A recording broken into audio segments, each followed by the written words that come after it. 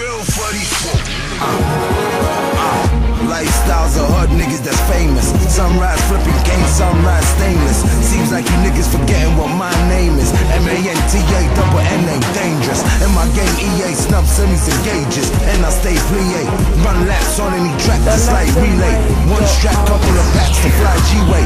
Young black, couple of stacks, so why delay? I know what a key way. The French is Avon Vault, so I'm we bait. We play the game to win, cause we winners. We pray against the sins, cause we sinners. Veterans, can't get it in with beginners. Extensions, filled to the brim, cause we killers. When we fillers, we as millers, they come, we cut cake, and you dealing with rum for fuck's sakes. Another day, another dollar, another step on up the ladder. Another way, another method. Feel I gotta kill to make my way. It shouldn't be like that. It shouldn't be like that. Shouldn't have to feel like a nigga gotta kill to go ahead and make my way. Walk with me as I step into the most in-depth documentary stroke interview ever given to the roads by this name-known road and rap star. 28's, PDC, Otrey, Bloods, Greazebloc. He's lived that. DMX, Ace Hood, Waka Flocka, J.R. Writer, Jules Santana, Jadakiss and French Montana. They all know his name. Any UK artist to walk in the door for the UK rap scene, they know his bars. Any block, any estate, any area. You ask a real G from that piece, they know his claim. 20 years one way or the other, his name's been banging on these roads. When you see this Don, you salute the Don. Tanna, LDN, Cokeboy. Easy man, easy. We out here. Otrey one, you get me? I put on for my city all day. You get me? I ain't respecting the thing. Make sure you respect the thing, you know. Come on, you see my dog. Man, for salute the thing.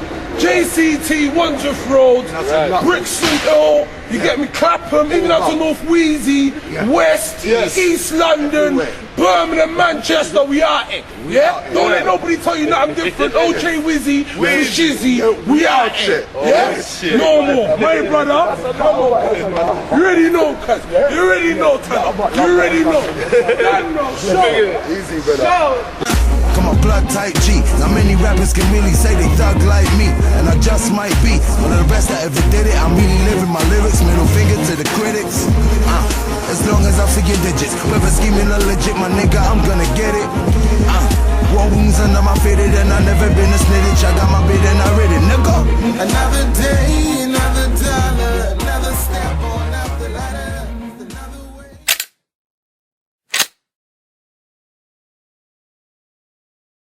Yeah, I just want to shout out my cousin Tanna. You done know, family. Do your thing in the music game. You know, you've got the talent. You got the experience. You get me. You've been around. You know what to do. You get me. I just wish you the best success for the future, fam. You done know. It's your cousin Tish. Done know, fam. Shout out to my big brother Tanna. Listen, Wonderful wouldn't even be the same without him, you know. It's a mad thing. My big brother, you know. Brackets, nigga. Nothing like mine. Nigga, fuck your life. Nothing like dirt on your hands, blood on your shoulder. My nigga. Okay, let's go back before the name Tanna. What was your childhood like? Childhood was kind of here, there, and everywhere. Get me? Not that I never had a bad childhood. I was a bad kid. Come from Jamaica, lived in Birmingham, London, Wolverhampton, a few places. Yeah, so as a child, I was, how could I put it? Used to not staying in one place too long. Yeah. Okay, so what were your hobbies as a child? My hobbies were like music, sports, playing football, basketball, any sport, really. That was my hobbies, music, things like that, until like I was 9 or something like that. I started to smoke weed and things that young terrorists do. You get me? So before you got into anything on the other side, was there any angle on any of those sports? Like, couldn't you have been a footballer? Couldn't you have been a basketball player? But yeah, I could play basketball and I could play football, yeah. But I never had no discipline. I wanted to play the matches and I wanted the glory, but I didn't want to train. So that's how the football ended up really happening. Okay, so when was the first time Tanna saw a gun? How old was you? I couldn't tell you exactly, but I've seen guns since I was a little kid, like real young, younger than I can remember. Okay, so when did Tanna decide that his life was going to be a thing of guns, gangs, robbery, drugs, all the above? When did it come into your head that this is what my life's going to be? I would say from the age of 11 I made that decision. At the age of 11 I started to go down a bad road, and then my mom died when I was 15, and after that it just kind of, I don't know, it just took a whole nother angle on this. Before it was just petty badges, after that it was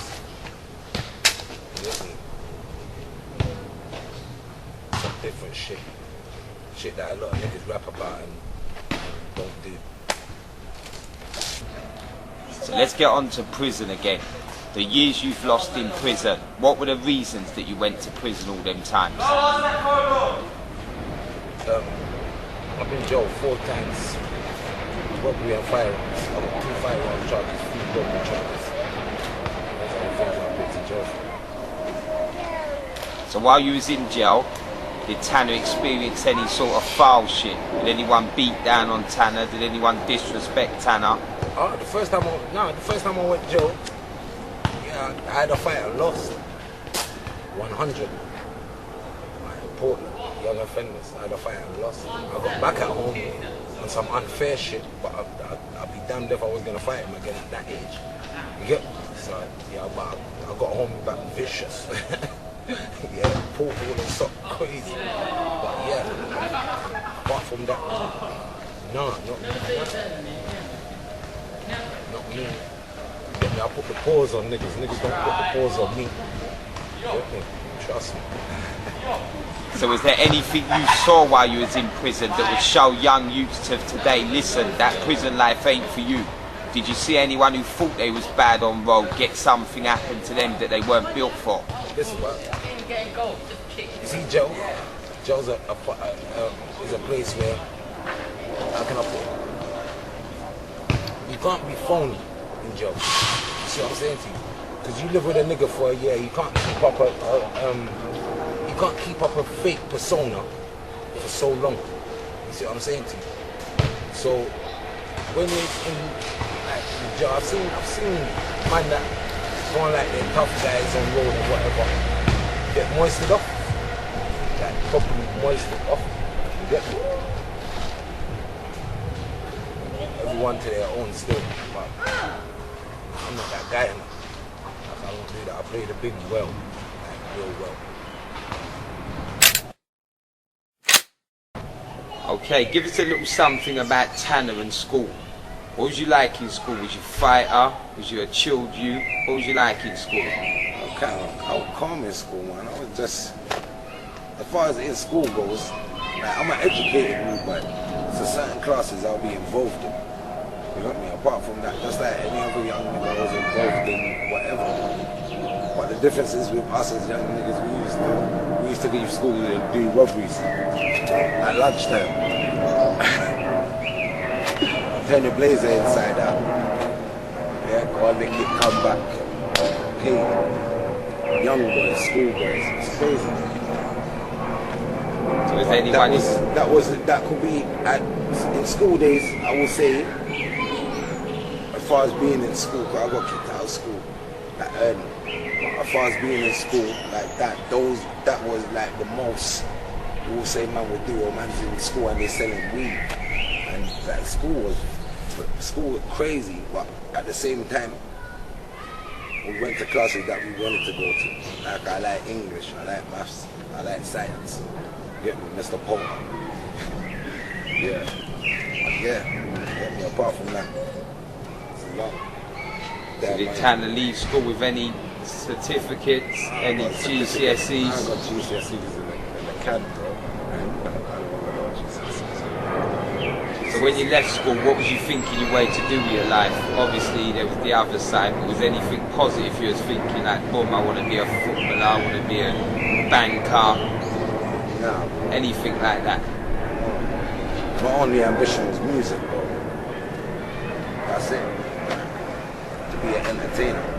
Not even to say a rapper, or just to, you understand? That was it. That was my real only ambition. And imagine in my whole life, I've only ever rocked a stage like, I swear, twice. Like, once on, no, 3 times.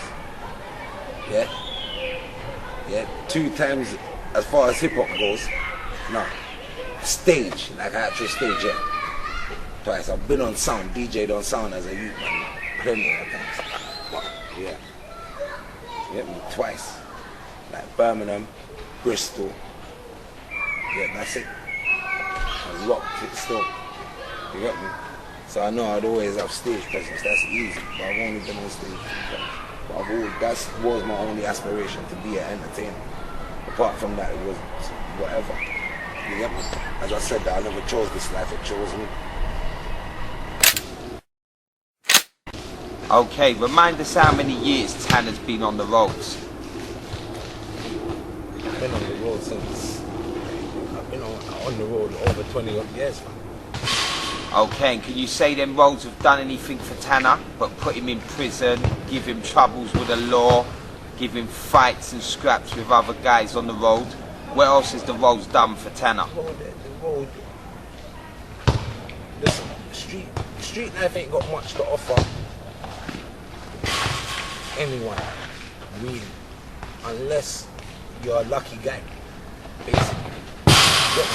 You be balling today and broke tomorrow. You understand? You be that nigga today that everybody loves, and then tomorrow, them same niggas that loved you hate you or planning some shit for you. Like, street life is very unpredictable. Like, you never know, like. A man might go into selling drugs thinking, yeah, I'm gonna make hella money, and you might go into it ending up owing people money. You see what I'm saying? It's a very unpredictable life. You see what I'm saying?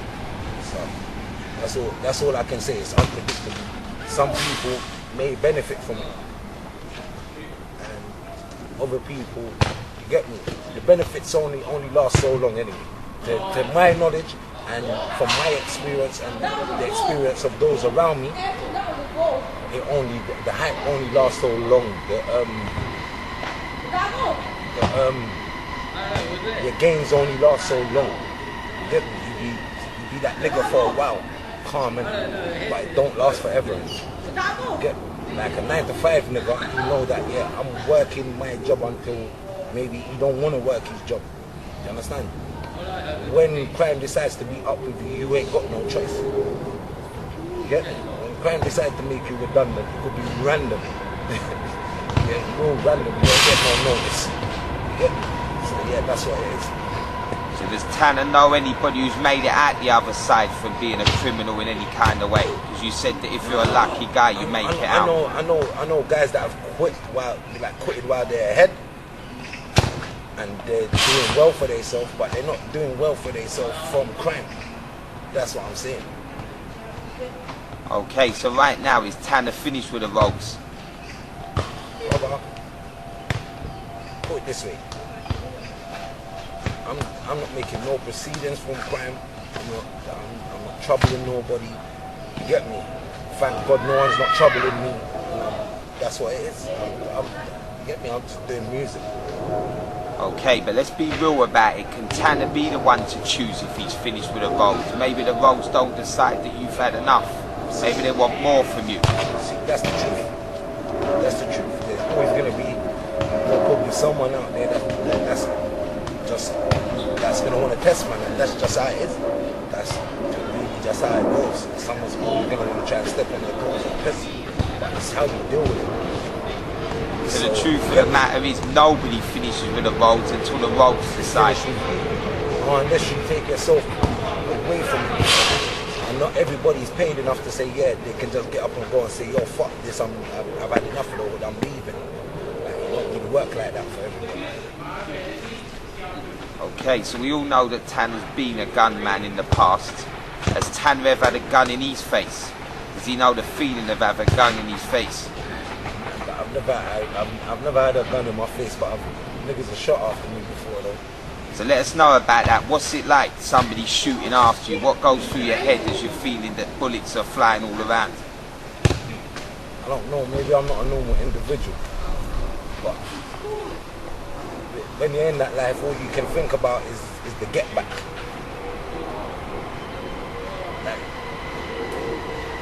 That's all you think about really, is the get back. Like, if something happens to you or someone tries to do something to you, you think about reprisal. So as those bullets were flying down, wasn't it going through your head, fuck that, I'm out of this? Yeah, of course, I kept it moving. No, I mean, like, I'm out of the game, I don't want none of this, fuck that, I'm gone. As I said, brother, when I was going through these things, all I could think about was reprisal. So I wasn't thinking about, no, I'm gone. I'm thinking about niggas have to page niggas.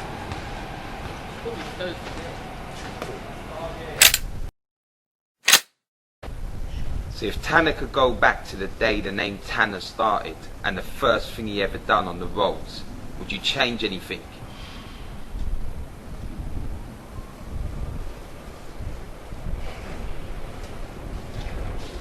Not change anything. Do you know what? It's all good saying that there's things you would change or wouldn't change, but I'm God-fearing, so the way I look on it, it's all God's plan. So that's the way I look on it. You get me? And everything that happens, not everything that happens is actually in your power. You see what I'm saying to you? It's whatever you go through as a you or growing up. You understand? Things that you experience and encounter make you who you are. You see what I'm saying to you? So like, how you grow and that maybe affects the way how you deal with certain situations. You understand? And people look on it and say that, yo, my man's he's a bad man, he's on this thing or this or that. When really and truly in your head, all it is that I ain't the one. You see what I'm saying to you? Some people look on it different because you handle situations, or it's been said that man handles situations that kind of extremely. See what I'm saying? So of course, I would love for my life to be different. I wish I was, you know what I mean, born, you get me, maybe in a different circumstance. You understand? But it's not that, so you get me? And at the end of the day, it'd be all good saying that I'd like to change this and that, but the truth of the matter is there's millions of people in the world that's been through far more than I've been through, done much more than I've did, and are feeling a lot more pain than I could ever imagine. Okay, so what would Tanna say is the biggest mistake he's ever made in his life? Brother, the truth of the matter is, I made many a mistake. Yeah, and like, I can't escape that, so like, I've made a lot of mistakes and I've dealt with my mistakes, and really and truly I have no regrets. So how can I put it? Like, what's done is done. It's all about moving forward.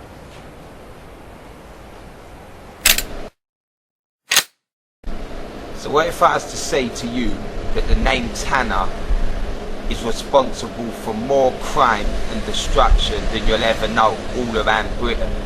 What would you say to me on that? If you told me that the name Tanna is responsible for more crime and destruction all around Britain than you'd ever know. Why would you say that? Because I'd say that Tanna was a leader before anyone else was out here being leading on gangs. And ever since then, all over Britain, people would be thinking, right, hold on, I want to be like Tanna. But obviously, I'm not down there in Brixton, London, so let me start my own thing up here. Boom, bam, that's a new gang. They would have got if they were influenced in that way, that means that they were misled. Because I never led no gang. A gang leader was a label that was given to me. Yeah, but they'd be thinking, hold on, Bloods, Otrey, PDC, I'm involved, I want some of that. You're leading that. Yeah, I'm hearing you, but it wasn't. How can man say man was trendsetters for the set? Yeah, man started something, a movement. Get me? But as far as a leader goes, I'm sure a leader would be like giving orders and shit. Like I never gave no one an order in my life to do shit. Or was anyone above Tanna? Above me? Yeah. No one went above me. Hell no. But no one went below me, neither. If you're my brother, innit? You can't be below me and you're my brother. You get me? I don't understand that. You see, that's what it is with gang culture. I don't understand that ethic. Like someone's above you, or if a man's an elder and you got that respect for an elder, yeah, by all means, innit? I salute that. But for me to be younger somebody, or do you understand? Like that don't work well with me. Or someone to be younger me, that don't work well with me at all, innit? Be yourself, innit? Like that's what makes a strong individual, innit? Someone that's not living in someone's shadow, innit? You get me? So that's what you get me? Those were the kind of people I had around me, people that weren't living in another man's shadow. So, you get me? So I wasn't a lead, or no one weren't above me, and no one weren't under me. Niggas were just younger than me. Like there was niggas younger than me. That's what it was. Do you understand? So anyone who's walked with Tanna or around Tanna was always equal to Tanna? Yeah, definitely. 100.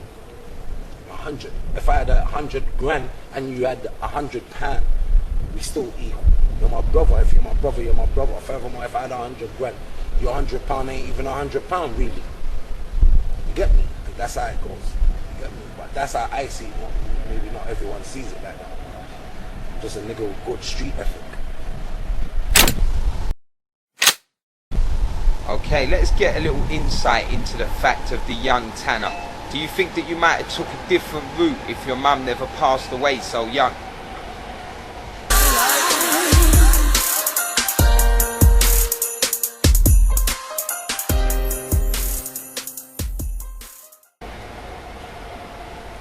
I really do. I do. My mum never passed away when I was so young. I probably would have took a different. Because after my mum passed away, like I was always a rude kid or whatever.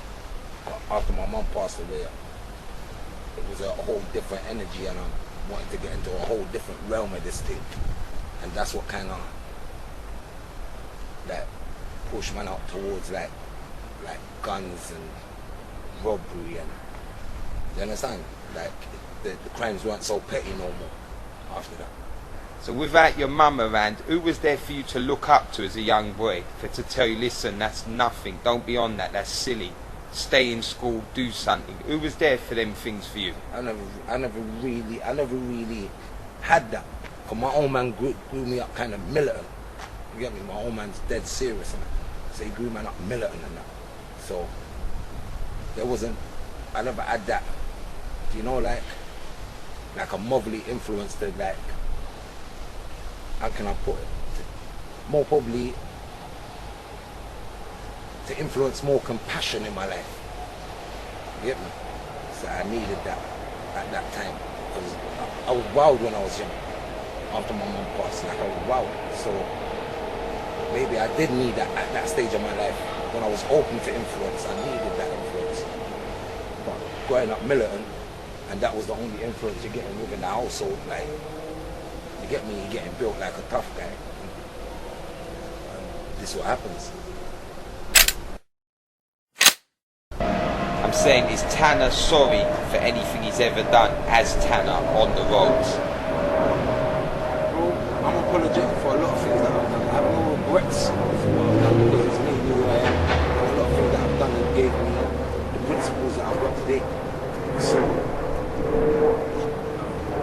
of course I'm sorry for a lot of my actions, but at the same time, 95% of the time it's just. It's just. Like it's off of my principles. That's what's happening. Yeah, it's off of my principles.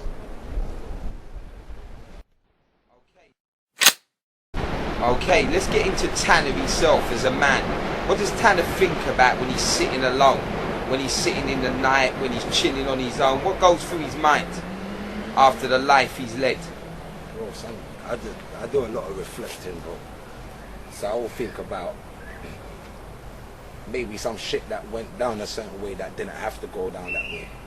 Not to say I regretted it, but to know that, yeah, certain things you can deal with differently. You see what I'm saying? It's not all the time you have to be flexing your muscle on a nigga. You get me? Sometimes you can actually deal with something without getting heated, and then it just don't turn out to be a heated situation. More time within like certain things takes one person to say the wrong word to the next person, and that could just lead it to something where that could be a war. That could be something that people are killing each other over for the next 10 years or whatever it is. Do you understand? Over one nigga's ego. Do you understand? So I've just learned to just deal with things differently and to be more humble and try to be more thinking. You get me? As I've grown throughout the years. You get me? Has Tanna ever sat down and had a real good think about the pain he's gone through and let it out? Have you ever really cried about anything in your life? Cried out all the stuff you've gone through? Nah, bro. Nah. I'm crying about shit, bro. I cried when my mom died. Yeah. So maybe that's it. Maybe Tanna ain't got no feeling in it. Nah, I've got feelings, brother. But you know what it is? That's what I'm saying. They're saying when I'm alone, these are the things I think about.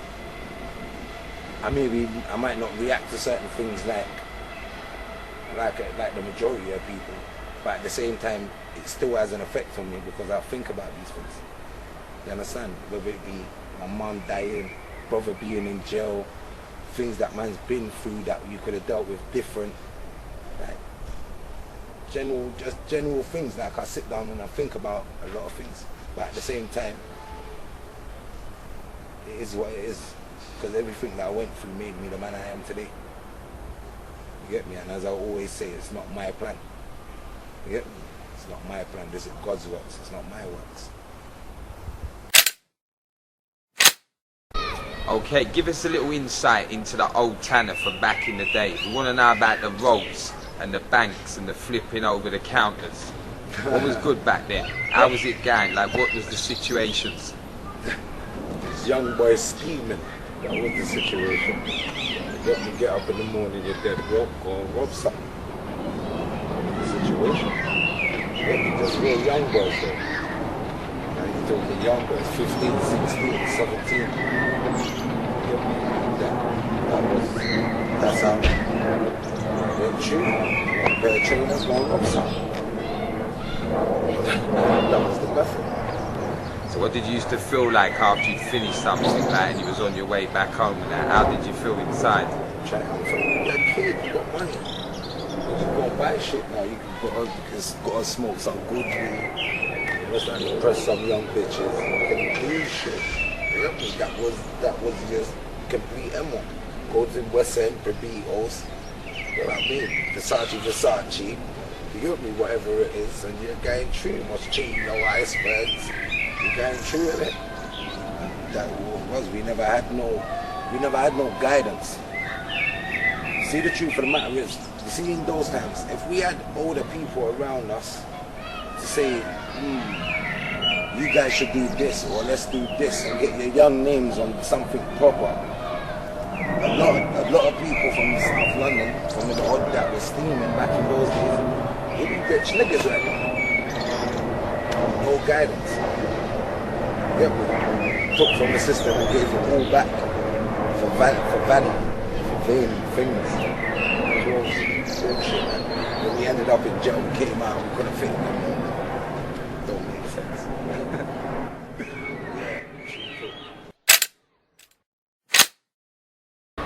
Yeah, give us a little excitement out here on the roads. Is there ever a road story that sticks to the mind, something you can remember that happened that you think, yeah, let me give them that one? Shit. No, not really. No. I can't really think of. I don't really think I could. I can't think of nothing that I could really express right now. But it's hella fun. Yep. Yeah. What about on the side of a gun? When did Tanna first have a gun in his hand, and where did it come from? Wow. And how did he feel when he had that in his hand? What was the feeling as he actually picked that up and thought, hold on, this is a powerful machine? Very young. Too young to mention. I was exposed to firearms from like the age of 15. You get me? I got my first gun from Arthur Penny Salute. You get me? Rest in peace. Yeah, bro. And what was in your mind as you picked it up?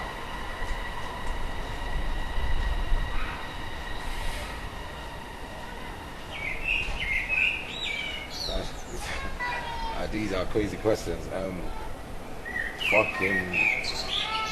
No, they're young, innit? You see what it is? Before I went to jail, I was a small nigga. See what I'm saying to you? Me and Judge went to the same school. If you see me and Judge now, we're both the same height. When we was in school, Judge could tell you I was a short nigga in school. Like I was small, son. You get me? That gave me that. You know what I mean? Like I wish a nigga would, I don't care. You get me? That's what it gave me, that. A cow. Big.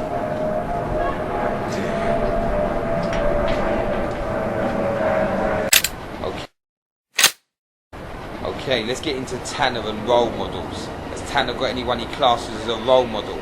Anyone he sees as older and that's somebody I look up to or I respect? Well, that's what I'm saying. All my role models were, I had bad role models as a kid. Like the people I look up to were gangsters, like bad boys, real guys. Those are the people I looked up to. That's what I'm saying. Yeah, well, as far as music goes, I could say Ninja Man, Bounty Killer. Like these guys are, you could say, are the reason why I pursue music. No rapper is the reason why I pursue music and I rap. Like no rapper, Ninja Man, Bounty Killer, watching them man there and saying, yeah, entertainer. That's what I told you. Yeah, I never wanted to be a rapper. I wanted to be an entertainer. And that's what I used to, you get me? That's what I came up on. And when you listen to what them man they talk about, obviously it had an impact. That's what I'm saying to you. It had an impact. But at the same time, that was, man, shit. Yeah, man took more of an influence. Like I come from like a Rastafarian background. Yeah? And my people them don't listen to that kind of music. So I never grew up on that. I grew up on roots and culture. But I took more of an influence from, you understand, just that old rude boy Jamaican thing. That was my thing. You see what I'm saying to you? You got me? The Rasta boy thing wasn't working for me. That bad man thing, they said, my thing, that's something there. Yeah, so does Tanna see anyone as a legend? What do you class as a legend? Huh? Like if you look What at that things... class as a legend. Yeah. When you're talking about legends, you're talking about Like things around us through the ages, like what would you class as a legend? through the ages, Bounty Killer's a legend. That's a legend. You understand? For my era. Yeah? Yeah? From my era, yeah, Bounty Killer's a legend. Yeah. I would say for me, like man like Gary Nelson, a legend.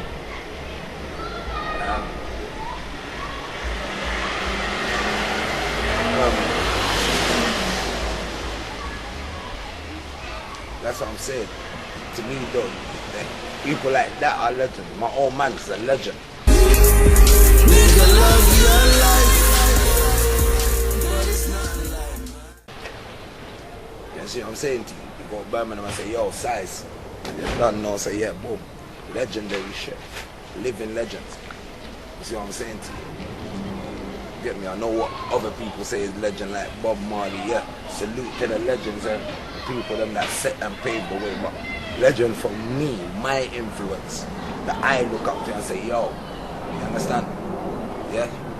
I wasn't pre-Marcus Garvey and these things are pre-badness. Well, if I was to tell you that out there on blocks all around London, Britain, there's a lot of young youths that might be saying Tanna's a legend. Bloods, Otrey, Tanna, he's a legend in their eyes. What would you say to that? I say salute to that. You understand? So I'm a nigga that pays homage. So anyone who pays homage to what they, you get me? Give me a salute to that.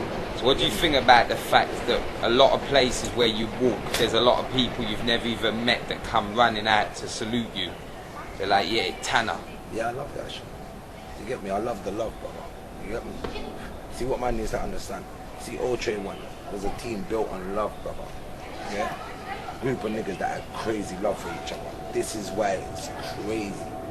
You understand? It's cool if you got a team structured around, yeah, you lot are getting paid together, or way. That means you got ulterior motive to be around that nigga. You understand? We never had no ulterior motives. You understand? You just got a bunch of niggas that ain't scared. Yeah, they ain't scared by themselves, so they definitely ain't gonna be scared when they in a group. That's what it was.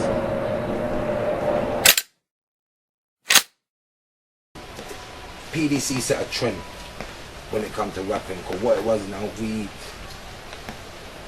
before us, I wouldn't say, as far as street hip hop goes, coming from street people, we never really had no influences apart from US influences.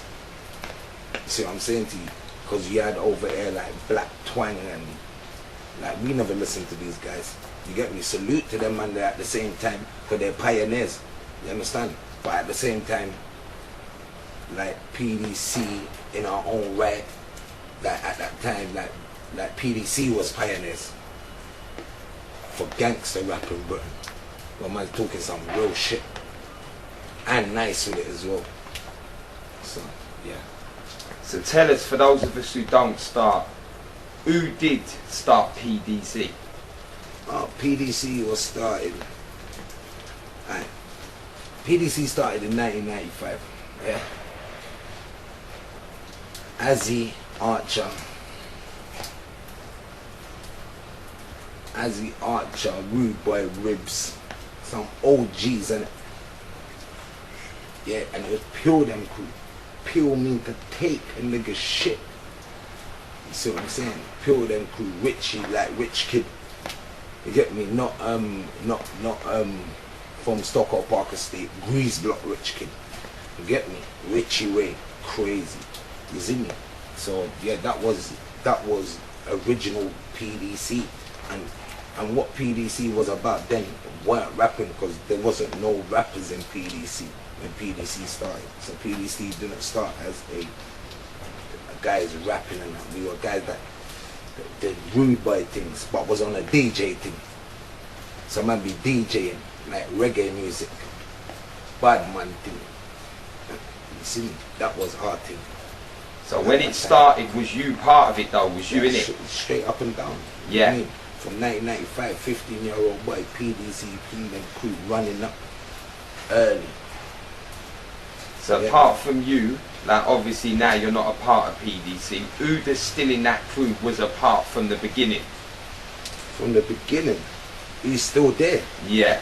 From the beginning. Like, let me make man understand this, and yeah, cause I can't discredit no man. And as far as PDC as a local team, man, yeah, none of us. Like, there's no Arch, no Az, no Tanna, no Richie Way. So PDC ain't got that original element. But at the same time, man have to remember that Judge, like what Judge and Soul's brought to the table now, I would say he gave man an angle to channel their music and try and make something out of the music where man wouldn't have before. You understand? Like, hats off to Judge. Like, PDC was the first dons in the UK to make mixtapes. Tapes, not CDs, mixtapes. Judge would sit down in his room for hours recording tape after tape after tape and getting them out on the roads. PDC early. You see what I'm saying to you? So at the same time, although we were the originators for PDC Killed and Crew, when you're talking about public demand cartel, poverty-driven children, you have to take you out off the Judge. You understand what I'm saying? So at the same time, you get me, I'm not discrediting no man because everyone played a role to maybe the climax of PDC or to where DVS is now, or, you understand? It was a team effort. So for any of us out of the loop, remind us how long before PDC become a music crew? PDC become a music crew like 1998. You get me? And that was like, obviously, come out road 98. Judge come out road. And that's when I linked up with Judge. Yeah. Me and him used to go to school prior to that. But yeah. So how long after it became a music crew was Tanna in then before he left? I was PDC from like, you get me? I was with them man there from like 98 to 2005. Okay, we've got straight on where PD started and who started it with Tanna, but let us get into where are the founding members now. What's gone on with them? Well, Azzy's in the camp at the moment. A fucking Killerman Archer, I seen the other day. Salute them. You get me? To my big brother from his funeral. Flipping. Rude Boy Ribs, I ain't seen Rude Boy Ribs in years, but you don't know. Salute to my big brother. Enough of that. You get me, Rich Kid, that bar. You got me, Richie Way. Still that bar, my brother. You get me? You get me when PDC started with the youngest. You get me? Yeah, straight. Yeah. That's what it is. You get me, my brother? Okay, let's go into Otrey.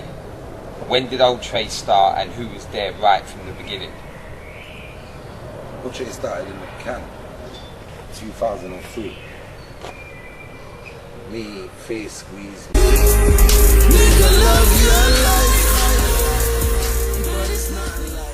My big brother Kingman, rest in peace.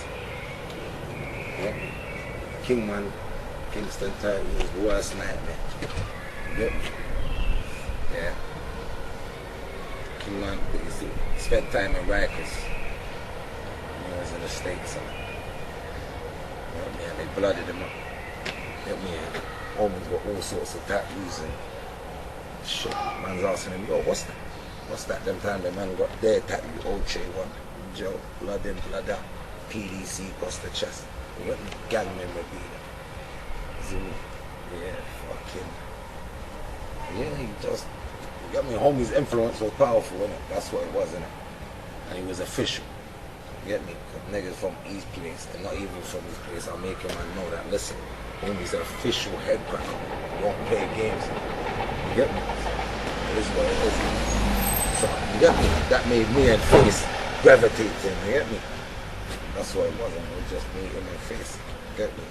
Telling people, yeah, I'm in soul side. I'm saying, yo, send me in a trainers F5 with him.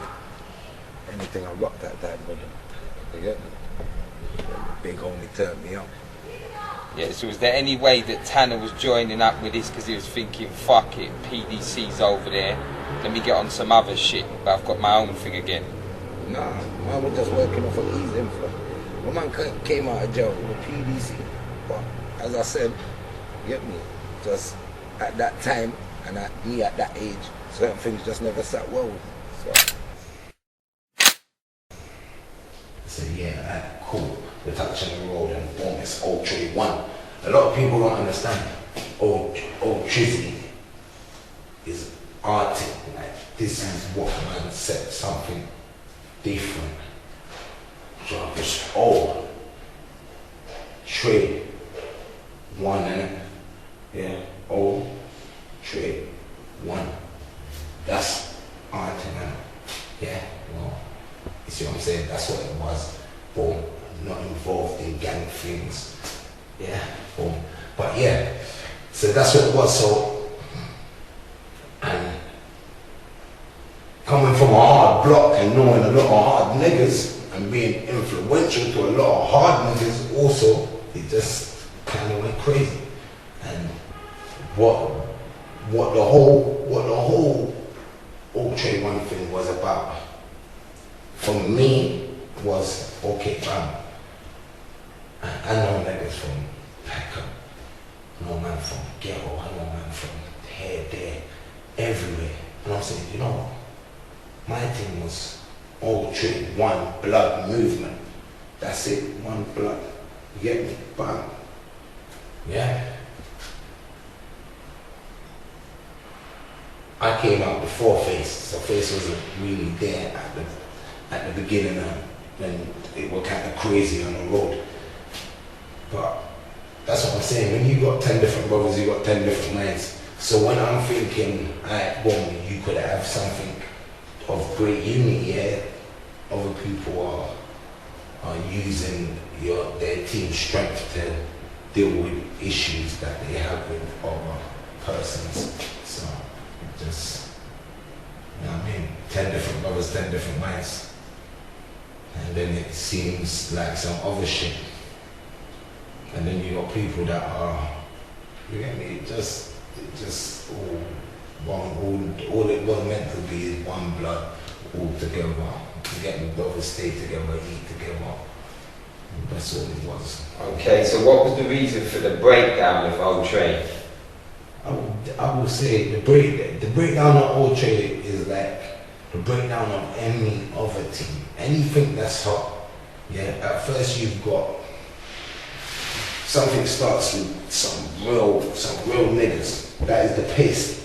Yeah, that keeps everything together. Yeah.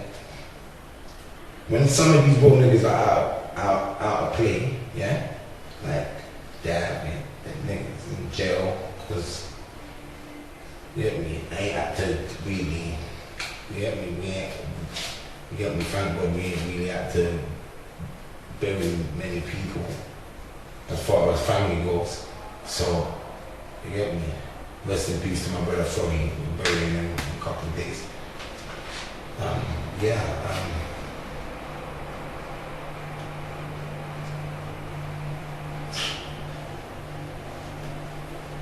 What was I saying to you now? The breakdown. Yeah, that's what breaks it down. More time when you got a team, you're gonna have weak players. If you're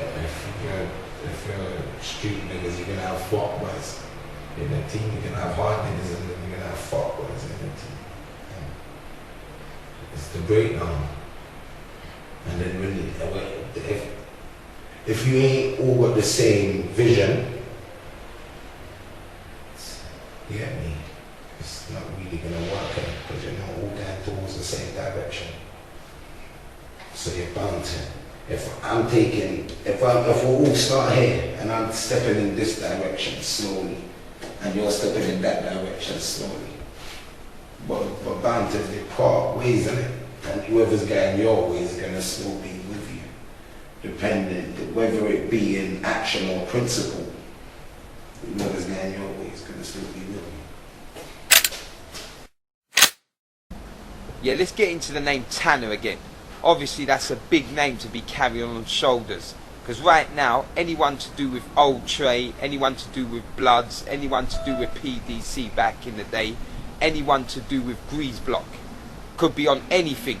You don't know where anyone is all the time. So at this time here, straight away, we're like, nah, fuck it. That was Tanna. Tanna gave that order. Tanna said to do that. Tanna said to do this. What do you think about the fact that you have to live with that? Through the police, through the roads, anything. I think a lot of people watch too much movies and not really understand the dynamics of the hood. Like, I don't know about in anyone else's hood, but South London don't have leaders. That's what people need to understand, is there's way too much hard niggas in one place for you to say that you're a boss or you're a leader, because no matter what you did, you could have caught 100 bodies, you could have $1 million in cash. And niggas just gonna respect you for who you are. You get me? Really and truly. You see what I'm saying? So it is what it is at the end of the day. So all of that is just bollocks. Because people really know the truth of the matter is, me, I could never give orders. Give orders to my brothers. My brothers are goons and like real goons and like you couldn't give them orders even if you wanted to. And that's just the real. Get me? Like how you think me and Shaq fell out? Like, come on, man. This ain't things where there's no hierarchy. There's no hierarchy within the family, and you're just a family member. You're either your man's brother, and if it comes to anything, there's no one bigger than this one or no one better than that one. It's just not gonna happen. You get me? Like within Otrey, no nigga was ever that nigga unless the street said he was that nigga, and that's how it was. You get me? Yeah. Okay, Tanna. Has Tanna ever loved anybody or anything? Yeah, of course. Love my kids. You get me? I tried to do this love thing once or twice. You get me? Family members. Of course, Tanna loves. I love music. You get me? I love women. I love. Yeah. I love. But too much in love. This is where yeah, too much in love ain't good. It's not good for your soul. Yeah. So there ain't no chance that Tanna's loved that block more than anything else, is there? Well, I've been told that on numerous occasions that I seem to love the pavement more than you get me. Maybe Yeah, Tanna loved the gun. Maybe Tanna loved the road. Maybe Tanna loved the drug life more than he did a woman. Most definitely. Yeah, when I was involved, most definitely. I'd rather be on the strip than be posted up with a female saying sweet nothings. So right now, after all said and done, what does Tanna love right now? Yeah, I love music. I love family. I love my freedom. You get me? I love change. Yeah. Change, life change. You get me? Yeah, I'm learning to love new experiences. Yeah. So, yeah, it's growth, innit? Growth. So, I love growth. Yeah. There's no real colour to the love that Tanna's shown on these roads. It runs a lot deeper than the red of Otrey, Trizzy, the red of Bloods. I stood in front of a young black male as he's looked me dead in the eye and he's told me, say my big brother's name in vain. See if I don't show you what time it is. To be in the surroundings of around 60 to 65 people and boring through the crowd is the widest, tallest white brother shouting the words Tanna. Tanna, just to be blessed with the reply, what's good, my brother?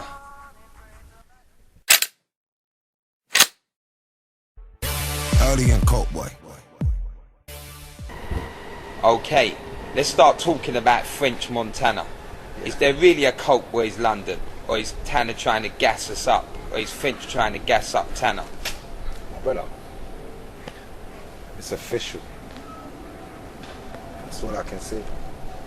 Yeah, so why aren't we seeing enough? Because to be honest with you, We all know you done couple tunes with French, but is that just a thing of, yeah, boom bam, you and him linked up, couple tunes? Has Tanna got any money to be a Cokeboy? Why? It isn't it? See, French and these niggas believe in things called lawyer fees. You see what I'm saying to you? So what I'm trying to say to niggas is this, and French is a good nigga and he breaks bread and he gives opportunities, innit? So that's what it is, innit? Bottom line. Yeah, and remember, I came out of the can not long ago. Yeah? So when this Cokeboy shit started, man went in the can, boom, my nigga blew. But even before my nigga blew, been at dope, and I was nice. That's it. Yeah, so has he ever said to you, Tanna, you're a Cokeboy? He's officially said those words, yeah? Come on, brother. It is what it is, bro. Come on, man. Go on my Instagram. You get me? Cokeboy's Tanna. You get me? See what's popping over there. So when was the last time you spoke to him on the phone to have some sort of connection to what's going on over there, what's coming in? Speaking to French, that's crazy. Unless you're around French, if you're gonna try and call French, that don't make sense. That nigga's always doing something. You get me? I might get a text here and there, but talking to homies just, you get me, kinda hard. So what about in the flesh? When did you last actually link up with him and have a talk? Oh, when Frenchy was over here, man. Yeah, can you give us anything what was said that day? Nothing too much said, but it was just, you get me? Love and, you get me? Boom. I'm trying to do what you do, innit? Basically. Yeah, so what is coming with him this year? Like, what are we going to see from the Cokeboy London? Right, from the Cokeboy London, you're going to see a lot. But I'm just trying to, as I said, I'm just kind of trying to bridge that gap, innit? So I'm going to have hella UK artists on my new shit coming, Union Jack City. UK artists, you get me? Couple hard bits, you get me? Yeah, a couple bits from the man, then from the can. Yeah, fucking, yeah, brother. Okay, so we clear this up with one last time. Yeah. There's no play in the Cokeboys London. Everything's official. There is a Cokeboys London, and it's Frenchy and Tanna. Cokeboys LDN. You get me? Cokeboys LDN. You get me? Blue City, Frenchy, Rob, C Styles. You get me? That's what it is. Okay, so for any of us on the outside who ain't got the full details on what went down, when did you first come into contact with French Montana, and when did you first actually meet him? The first time I come into contact with French was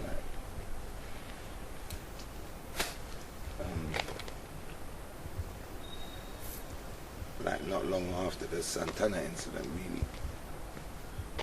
Yeah.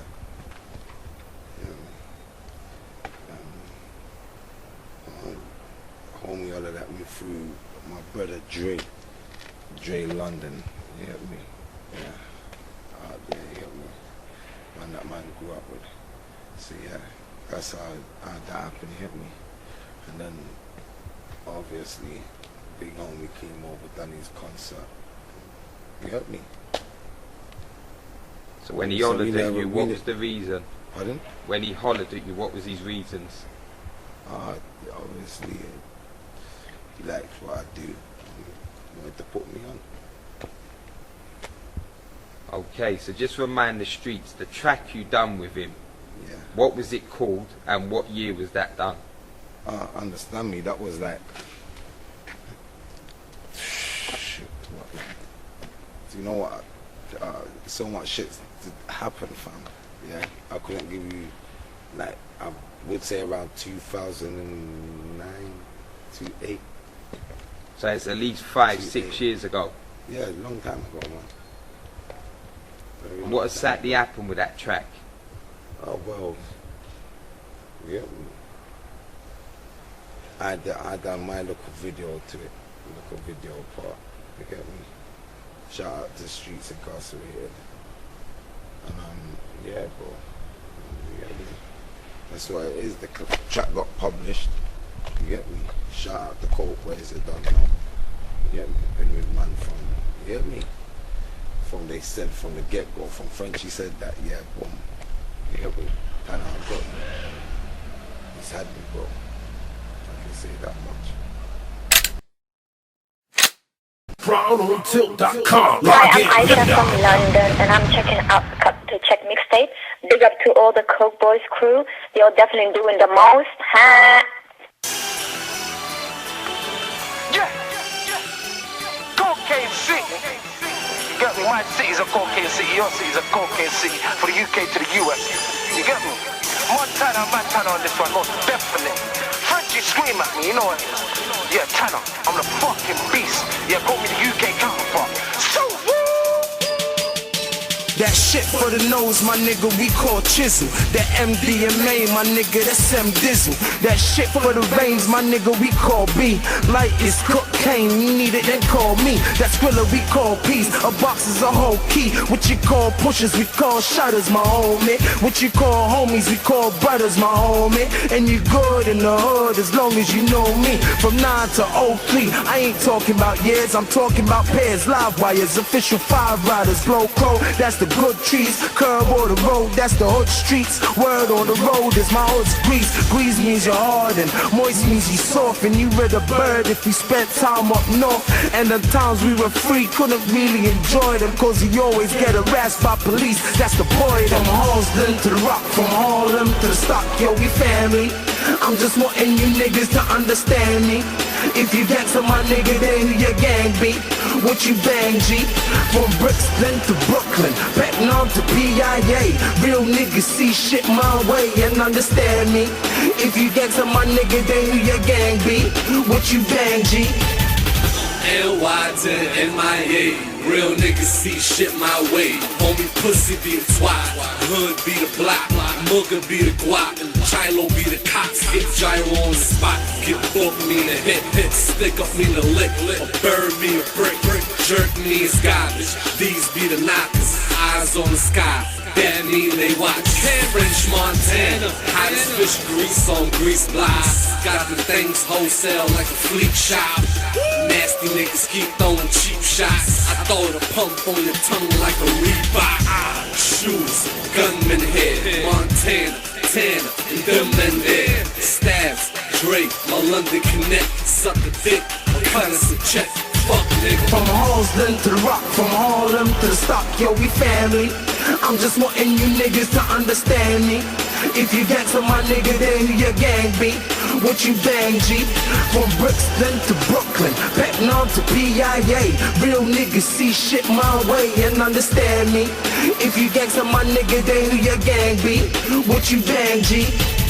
I ain't tryna fuck with niggas with rat traces. I ain't tryna catch a body, my nigga, I catch faces. I ain't tryna catch cases, fam, I'm on one now. Murder, and I don't even know who got gunned down. The boy them took me in for some shit I don't know about. Couldn't put me in the bin, so I know they gon' throw it out. They run up in Zoe's house and run up in my crib too. Said somebody told them about some drugs and a pistol, but I ain't got no heat or no cocaine with me. But you might see T on Cocaine City. Compliments to my nigga French got me in the game, saying you ain't gotta play the bench, boy, you gotta aim. And I don't play defense, I'm a striker. Tanna got niggas in the pens from Brixton to Rikers. Skip bitters to lifers, holding their tongue, that's how we live, by the cold of the slums. So from Halston to the Rock, from Harlem to the Stock, yo, we family. I'm just wanting you niggas to understand me. If you get to my nigga, then who your gang be? What you bang, G? From Brixton to Brooklyn, Vietnam to PIA. Real niggas see shit my way and understand me. If you get to my nigga, then who your gang be? What you bang, G?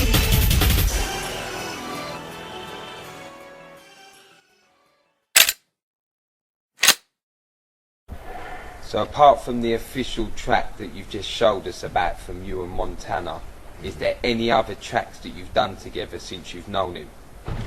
That me and Frenchie's done together before I've known him. Nah, but that one track, he put me onto a lot of people.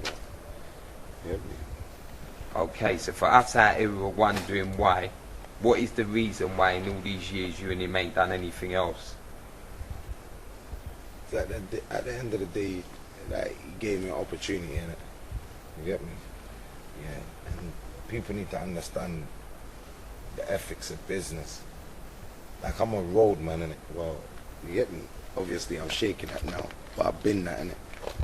And no one's not trying to put their money into...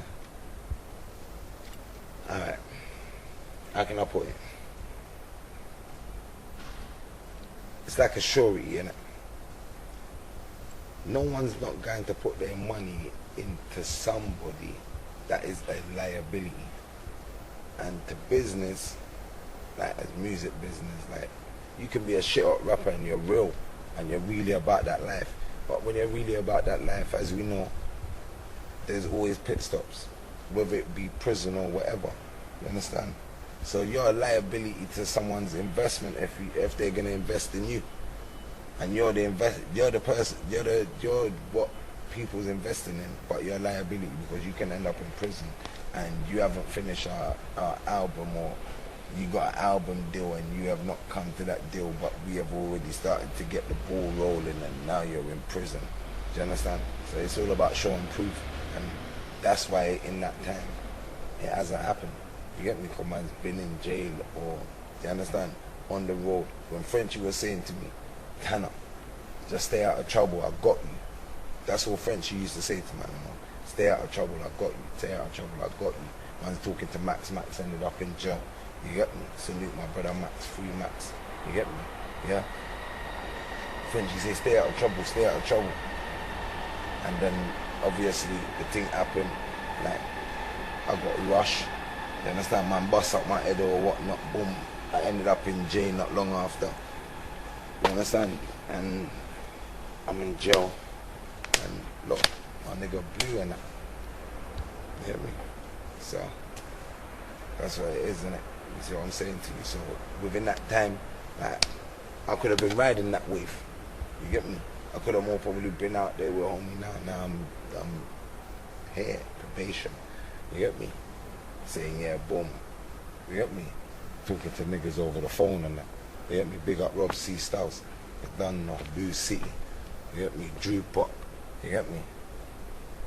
That's what it is, isn't it? Cokeboy, so that's what it is, isn't it? Cokeboy's the definite loyal, isn't it? Because niggas kept it real with me. And even as a liability, Frenchie still fuck with me. So, do you understand? Like, people need to understand, like, you get me? There's a certain business ethic.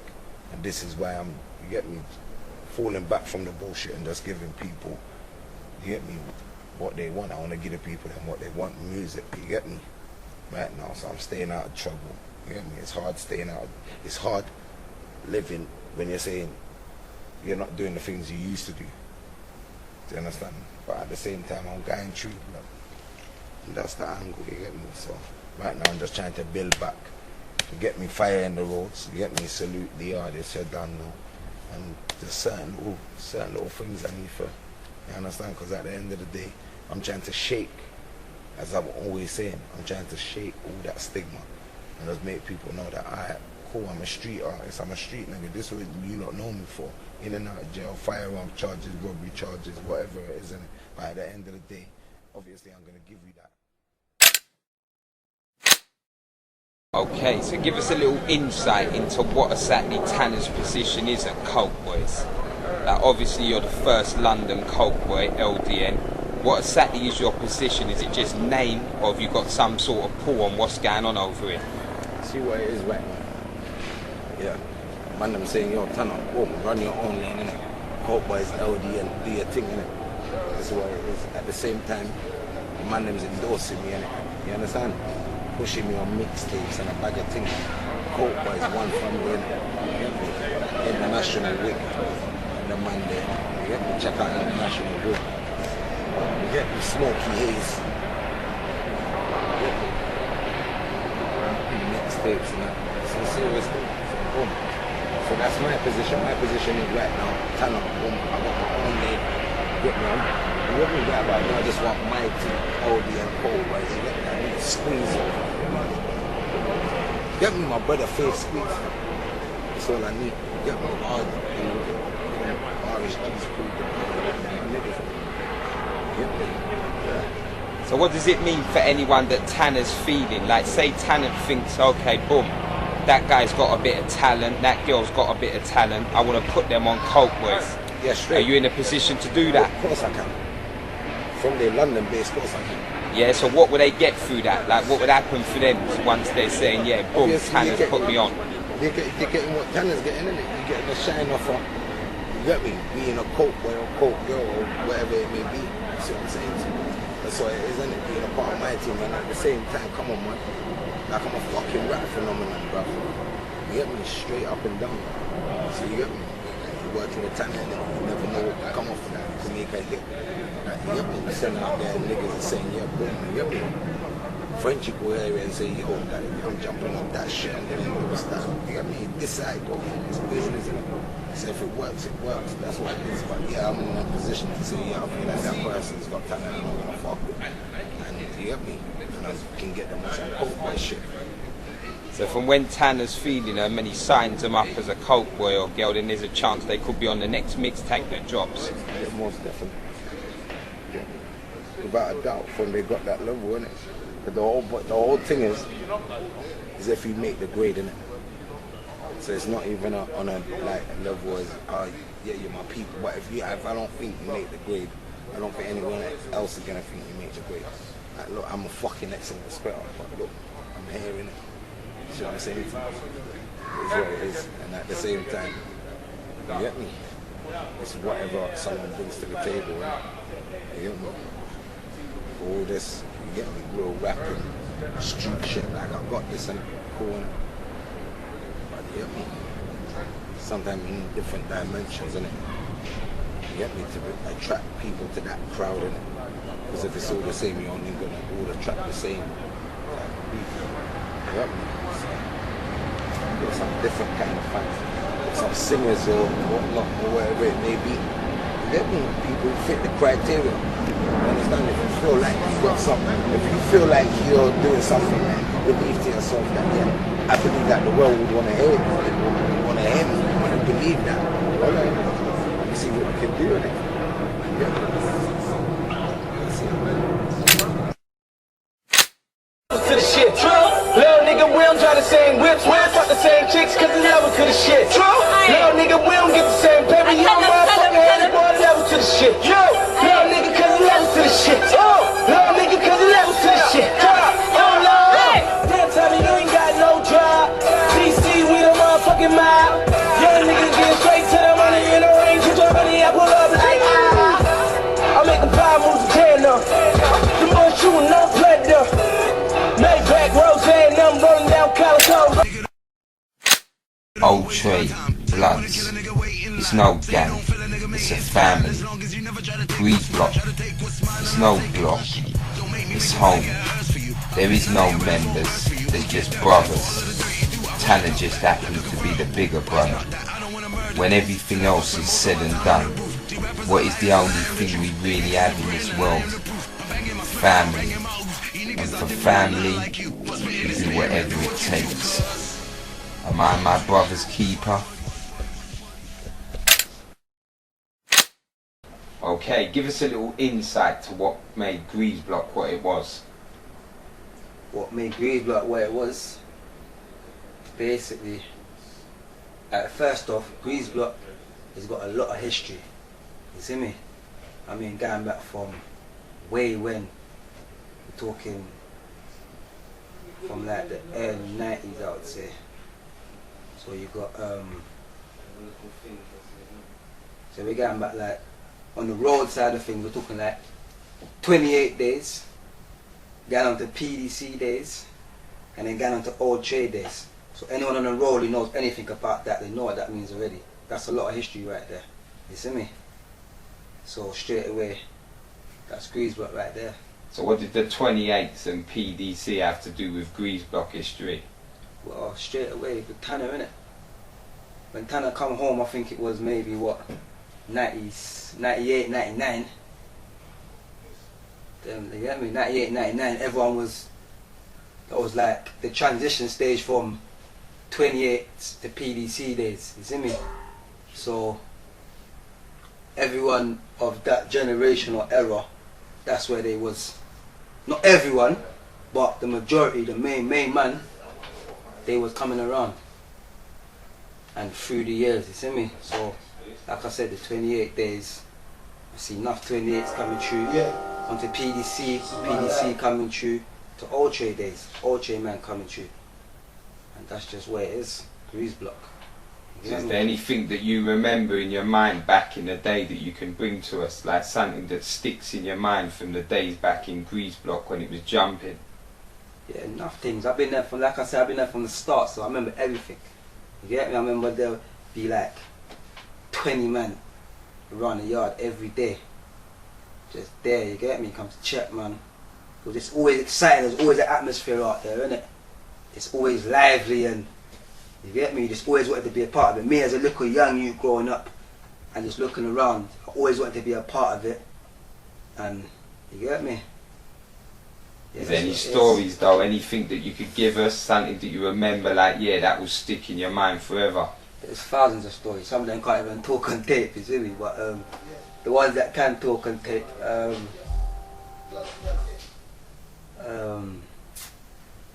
know, I can't even think off the top of my head, to be honest, you know. But there's a bag of stories, man. Most of them can't talk on tape, see it? Yeah. But yeah, man. So what does Tanna's name mean to you? To me, yeah, personally, that's family, innit? So, you get me? The man there, you get me, holds a lot of weight on Greazebloc, in South London, in London, and you could even say overseas around the world. You get me? The name holds weight. No matter what the little pom-poms might say, it holds hella weight. Is it? So what about on the music? What would you say Tanna's music's done? And what do you think his music should be doing? Well, it's done a lot, man, because that man has been making music from way back in the days, like I said, from all 98 before it was even CDs. I'm talking about tapes and that, you know, like little tapes and that, 90-minute cassettes. The man that was making tapes down studio, putting music on tapes and that from then. And even from then, as a little youth growing up, like 10, 11, I always thought, right, that man there, you get me? They gonna bust, but you know what it is, the real niggas never bust. All these little fake dudes always, you get me, get the limelight first. You get me? So do you think the roads and prison have stopped Tanna yeah, where definitely. he should be right Definitely. now? The man had done hella time, hella Ross Clark Bird, you get me? So obviously all that time that he's missed on the roads is probably the times when he could have had the opportunity to blow up and bust. You get me? And that goes with a lot of other rappers in the UK, in London, on the ends as well. You see it? Prison times. It's the lifestyle that man leads, isn't it? Yeah, so who do you think's gone through the door that's better than Tanna? Gone through the door, what UK wise? Yeah. I'm gonna sound like a biased, but no one, bruv. No one. It might sound biased to the little posters out there, but no one, bruv. You get me? Because that man is bringing the realness, plus the little, you know, like the flamboyancy, and you get me? That man got the whole package, man. It sounds biased, obviously, coming from me, but the man, you get me? He got the whole package, man. You see it? But obviously, the man, you get setbacks, innit? So by the end of this year, where would you like to see Tanna with his music? Like blowing up. I've always wanted them blowing up overseas. Fuck UK, and then UK ain't got nothing to offer, man. Overseas. That's always been the man's main angle. You see it? Fuck up the overseas market and that. You see what I'm saying? Yeah. Like the UK market, yeah, it's great, but fuck that, man. No one ain't really, you get me, doing nothing in the UK as such. You get me?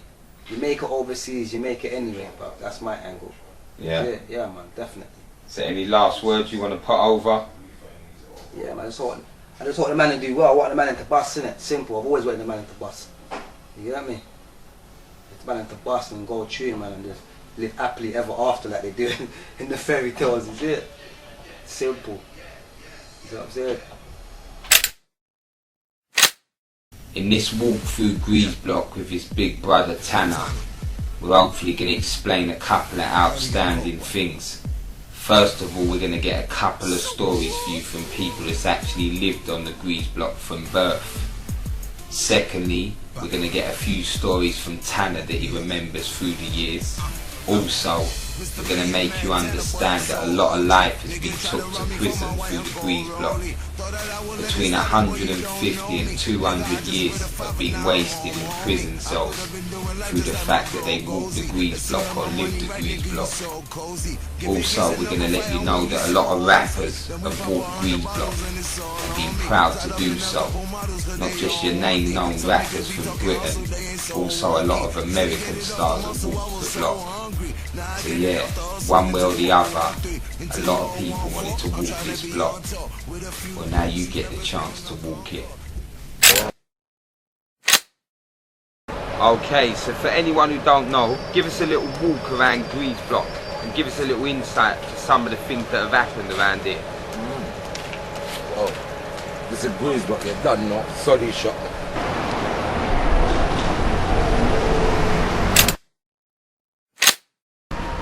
So tell us, what's it like for you being the man who owns the shop at the top of Greazebloc? What's that been for you like through the years? Well, it is sometimes you feel proud, which is you're going through all things.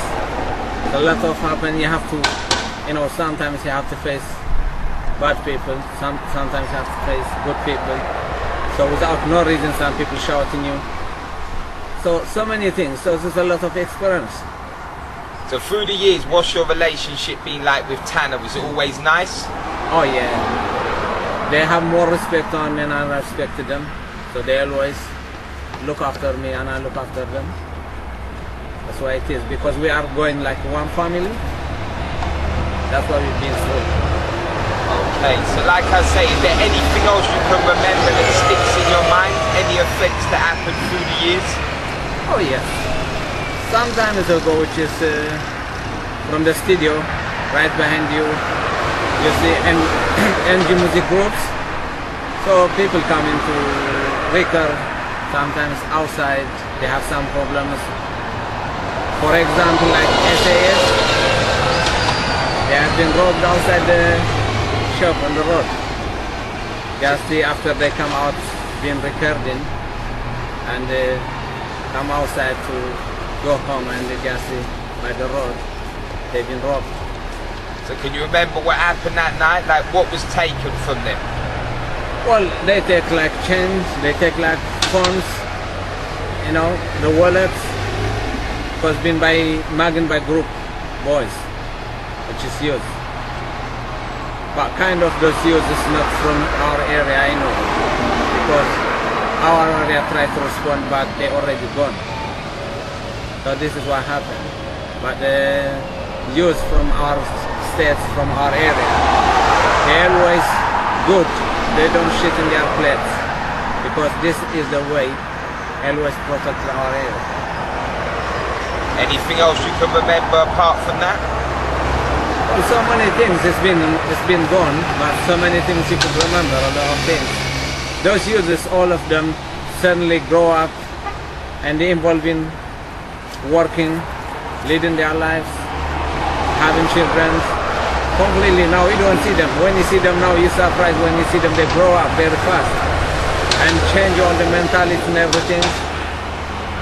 So what would you say to Greazebloc now to Greazebloc back in the day? What would you say the changes? Like what's the difference now to then?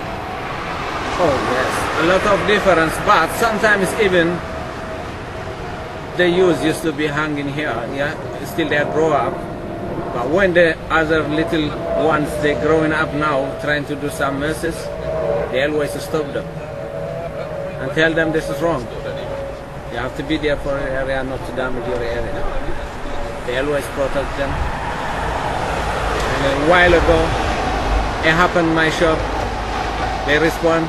So when I spoke to the older ones, they went and sorted out everything. And they come to apology, the youngsters. So you say it's a good look then? Oh yes, absolutely. It's great. Okay, run us through a few things that you remember through the years from Greazebloc. Well, our area used to be full of youth. There was hanging 20, 25, 16 at the same time.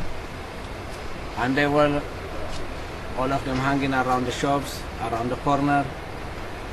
Sometimes they block the gate of the door. So at the same time we used to speak to them and it's clear. They used to clear from the front and they're hanging by the corner. But they was hanging, but they was not harming.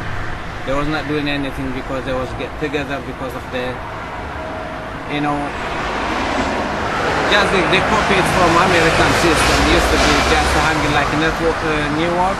That's why they was all about here. Okay, can you remember anything on this strip along here that happened that sticks in your mind? Any sort of offence through the years? Oh yeah, sometimes people, like, because when they're hanging all together, some people coming from another area, you know, to try to disrespect the blocks to the area, and there's boys there for it to protect it. They always respond. That's why from that time we don't have no ones coming to disturb us shops because being protected by the youth. Yeah, can you remember any of the situations that happened to other guys that came around trying to start something? Oh yes. So I had some problem before, which is from back of the shop, a family. Because one thing, when the children has done something wrong, when we respond, the family is supposed to come ask us what happened. And instead of asking, and they just started jumping. And after that, we spoke, we solved out the problems, they understand. So after that, everything was sweet. Nothing wrong. This is Greazebloc. When I say on the hill, yeah? When I say on the hill, this is what we're talking about. Top of the hill and up here, innit? You see me? Top of the hill, yeah. Yeah? Greazebloc. I'm gonna take a walk into Greazebloc. You get me? By the way, you see right there, where the yellow shutters, there used to be a studio in there, yeah? And a couple rappers got their shit took right here, right here.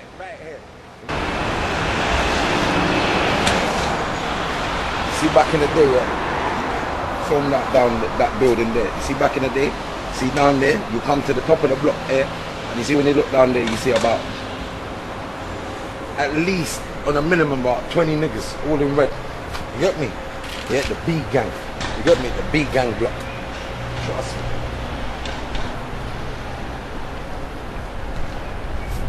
See right there? Come when we get closer still, I'll show you. You get me? Tanna's wall, you get me? Yeah, the Great Wall of Tanna. You know what I mean there? That little wall right there. Yeah, you come on the block and see me on the little wall by the building, right? That's how you yeah? Done in my colours, you get me? Representing. Early, every morning, out there, on my jail clock. You get me? You know when you come out of jail and that, you're still on that prison clock, that wake up early morning before everybody. You get me? You call the niggas and niggas are like wondering like, what the fuck's wrong with you? Go back to sleep. You get me? You hear that shit from. Yeah. Trust me, yeah. See my wall there? Now we're closer, you can see all my wall, fam. You get me? Yeah. This is Greazebloc. You get me? Trust me. Strip, this is where man grew up, you get me? The block that man made busy. The conglomerate. So give us a few stories what happened here on Greazebloc that will stay in your memory forever. Greazebloc just, obviously it's a small block. It's like a one dead end block. Once you go down there, it's a dead end. There's no coming out of there, innit? So, like, a lot of gangsters come through this block here. Remember, it's a dead end. It's not no pass through place. So if you're coming here, you're coming to see people. You're not coming to pass through. You get me? So, you get me? All these part. You get me? Gangsters. Sprang used to always. You get me? Rest in peace, Sprang. You get me? Sprang used to be on the block back in the days. You get me? Fucking Vicious and them man there. You get me? Like Raw, Kid, grew up around there. Vicious. You get me? Me. You get me? That original Trizzies and that.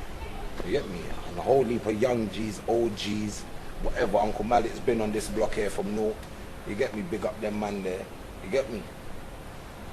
Few East London gang. This what I'm saying. This, you get me? It's a local place where my place. This. You get me? My place. You get me? Love Greazebloc. You get me? It's definitely a serious part of my life. You get me? Yeah. Been here since I was 11. So let's get a little something for the mums and dads that have lost their family members to these blocks and are worried every time they let their kids out to play that they might not be coming home. What can we do to help them and steer their kids away from going on with the gang life and the block life that they're not built for? Listen, man.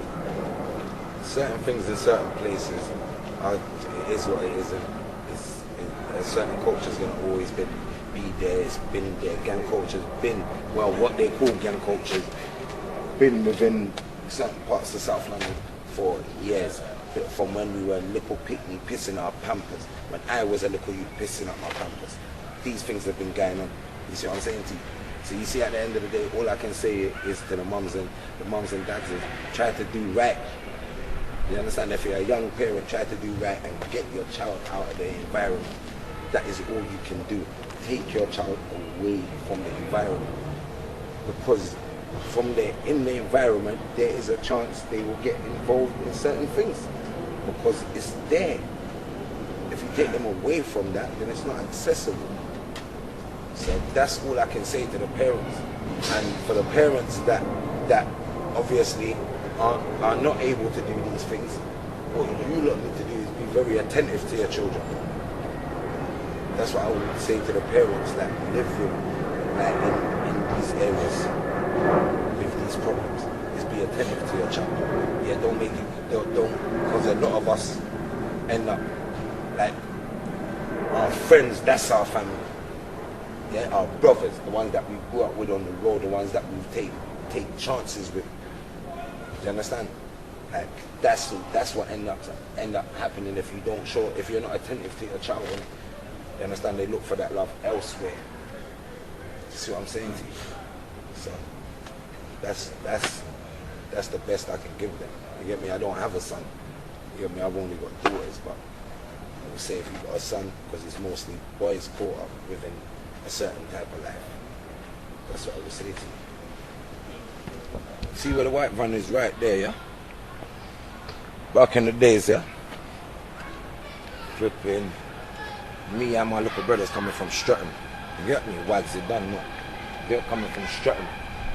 And the Jake was following us from like fucking, see, before you go when you're coming from Stratton and you're going down past Porky's to come back like this way. You get me? And they're following us all the way to the block. But it's like once we got to Wandsworth Road, man, all man seen is this one car. But them time there we got like I got that firearm tag on me. So I know that Jake couldn't stop me. You got me? So I'm not thinking nothing of it. We got onto the block, bro. We heard a helicopter from when we reached round by the Porky's bit, but man's not thinking it's nothing to do with us. You see me? Bam, when we reached there now, the helicopter's hella low, fam. Right where the white van is, man was parked. Yeah? And yeah, the helicopter's like mad low, like as low as the top of the roof. There's about five vans, beer cars, and that was the excitement that they used to bring. Give us a little insight to what it was like for you growing up on Greazebloc. What can I say on Ruben? Mad things still, but it's a good feeling. Nothing but family around, man. Man's a young buck and these things, waking up early morning, the block is fucking flamed up. Red niggas, hat down to ankles. Secretly, I can't even let it. It's like an LA thing still. But it was family. It weren't no pagans, it weren't no foreign niggas. It's proper family. It was a proper family unit. The whole hood readied up. We started doing this, this flagging thing first. Span come home, straight choosers, like blood gang, get me? Blood in, blood out, that's what it is. 031, you know what it is. Get me? So on the best day, how many people would you remember seeing out here readied up? Best day, that hot summer of 06, I'll never forget. Boy, we're talking, if I'm honest, a good 50 niggas, easy. Ricky, Piff Block sides, A-Town, niggas coming round. Yeah, more than 50 niggas. The block was whole. And what was the attitude of everyone back then? What was everyone like? As a young thug growing up, it was nothing but love. It was just love, like me seeing that, it was pure love, innit? Obviously, you know what the niggas used to get up to. Like, you hear the stories, you know the streets talk. I don't have to say nothing more about that, but yeah, man, it's nothing but love. They're family, you get me? Like, my family, my people that I've seen man grow, you get me? Kind of seen them grow, you get me? These niggas coming around, it's just nothing but family, man. It's pure love, 100% love. No so what do you think now to anyone who would say Greasebloc's dead? Like, they can that's say it's nothing dead, now. they can say it's dead, they can say it's nothing. But unless you're around here, you don't know what's going on because it's still love. Like, it's still love regardless, innit? Like, where it is, it's the foundation. If you weren't born into the foundation, you wouldn't know that. Unless you're still coming around here and seeing what's good, and you know what's good. Obviously, I'm not saying niggas fell off or nothing, but a lot of niggas have moved on. Started doing their own shit. Get me? But get me, as I said, the streets will talk, man them knows what it was. So what would you say is the difference to Greazebloc now to Greazebloc then? I can't say the man them was immature, that's a wrong thing to say, but I would say a lot of the man them have matured, because a lot of the things that man them was keeping up before was wild, you get me? But I'll say it's quieting down. Obviously it's more families around there and that. It's not where it used to be, but it's still the same people around there. It's still love in it. Like, man them know who's from Grease, man them know who's around there, man them know who the foundation people are, you get me? I'm one of the foundation young bucks right now, you get me? So me growing up, seeing what the block is now, if I'm seeing the same faces, it's all love, that's my family, you get me? It's nothing but family. Yeah, so if you could change anything at all from your upbringing on Greazebloc, would you change anything? Not a fucking thing. Not one thing. Because it's still family. Get me? What possibly would you want to change? What, you going to tell me that a diamond comes out like clean? Nah, fam. Man them get dragged through mud. To get that diamond, you have to clean that stone, you get me? And we got nothing but diamond niggas around here. Get me? Diamond geezers, yep. That's what it is. It's nothing but family. I wouldn't change a thing. Things change, innit? People change, but people mature as well. So I'm not gonna say niggas have changed. People have matured. When people's younger, they see life as from a different point of view to what's going on now. Man, them have children. Their children's going up. The last thing they want is their children to grow up in the same kind of struggle and difficulties that they growing up with. You get me? But I wouldn't change a thing for nothing. For it to get to where it is now. It's a good thing that it took this kind of process, you know what I'm saying? But I wouldn't change a thing. Greazebloc is Greazebloc forever. That's for life. Choosy forever. 031 forever. As I said, people can say it's a gang. They can say it's this, that. 031's my Ross Clark family. That's family right there. 100%. For dead, that's family. Like, man, don't look at it as like that's a gang thing or you're a grown youth and you're still on your gang thing. No. It's a family. If you know who the family is, then you get me. Come. Okay, obviously there's been a lot of years that the name Tanna's been known on blocks, on estates, in the roads. Tell me, has there ever been a time when it was too much for your shoulders? Like the name Tanna, it brought too much to you? Yeah, definitely.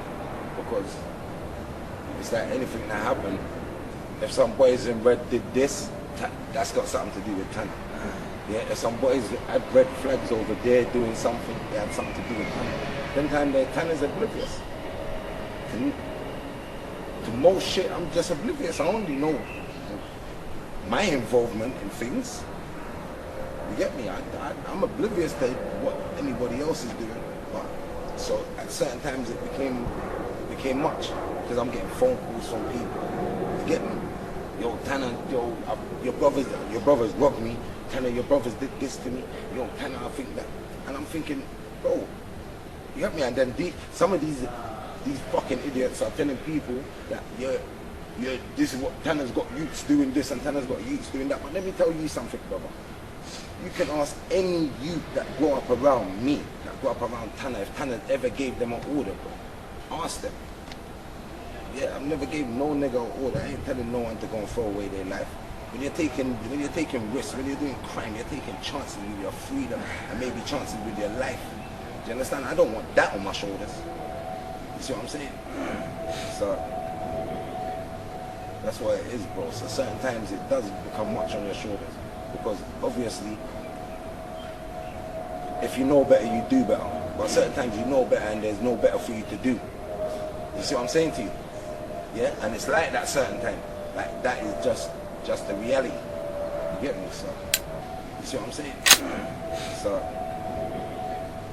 that's what it is, bro. So certain times it does become much on your shoulders, because obviously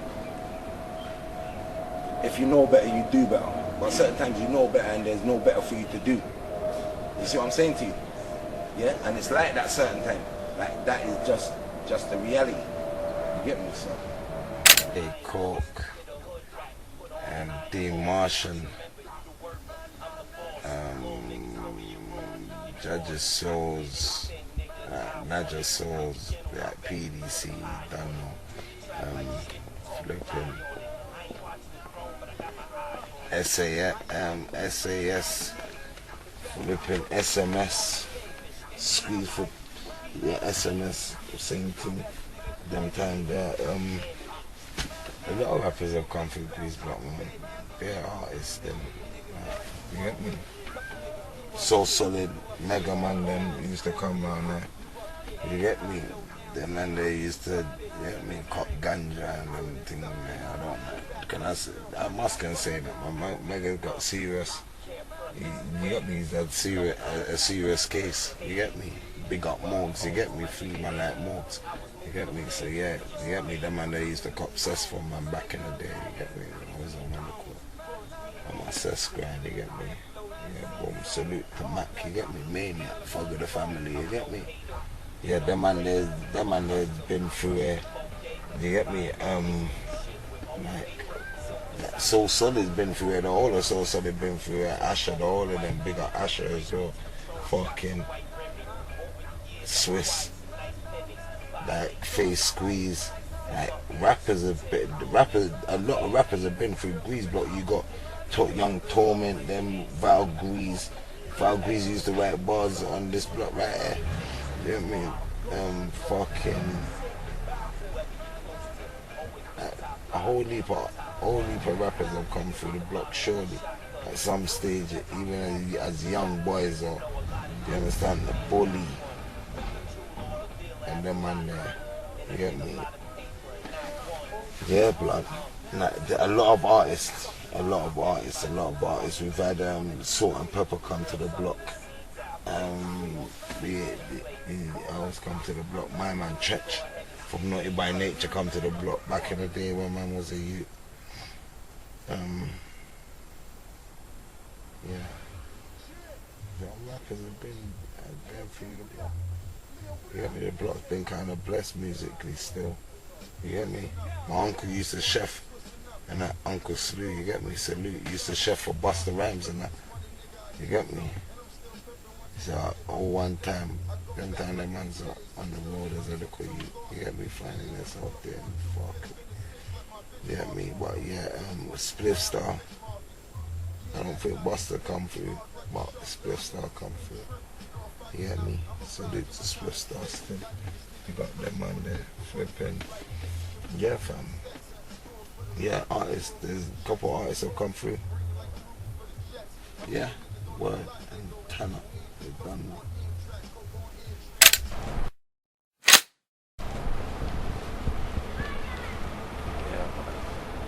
Oh, see right there, yeah?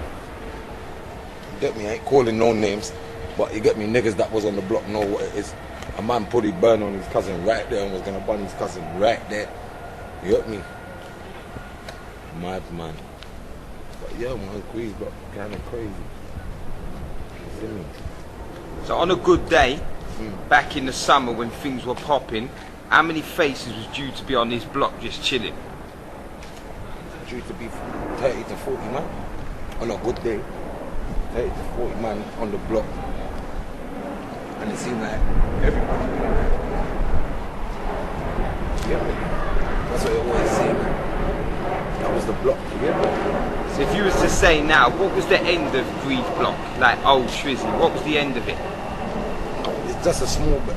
You have to remember, as far as Greazebloc residents go, there was only 5 of us at a certain time. There was only me, you get me, not to mention names, but you get me.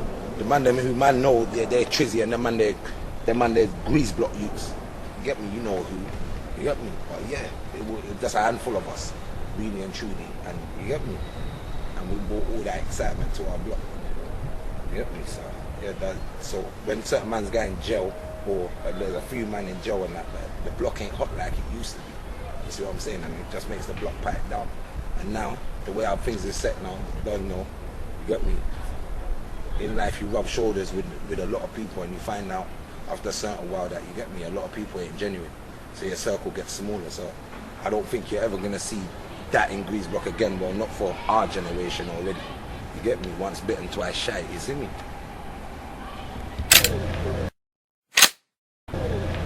So what would Tanna say to any young youth right now that's raising up or trying to pick up any sort of weapon and saying, fuck it, this is my block, I'm repping this to the end? My brother, see, when you become wise, to this shit, yeah, you won't give a fuck about the block that you're willing to risk your freedom or your life for. And that's the truth of it. You get me? At certain times when I come into life, you get me? But at the same time, if you're in too deep, you get me? It is what it is. But at the same time, you can avoid getting into that depth. You understand? And this is what you get me? You avoid it. See me?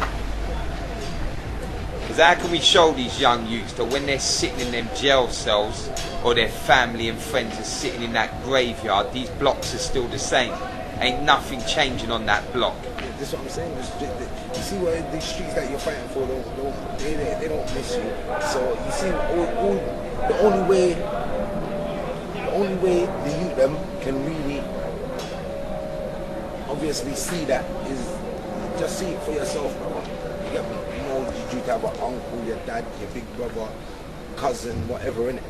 Yeah, that's involved, and you see that, yo, maybe some of you have got family that are involved in, you get me? And it worked for them. Calm, innit? But most of us have got family that are involved in, you get me? It's not all peaches and cream, bro. You get me? It's crazy for you. You see me? It's not always, you don't always finish, you get me, in the end of it be victorious. Some people are in jail, like spending life. You get me? Spending their whole life in jail.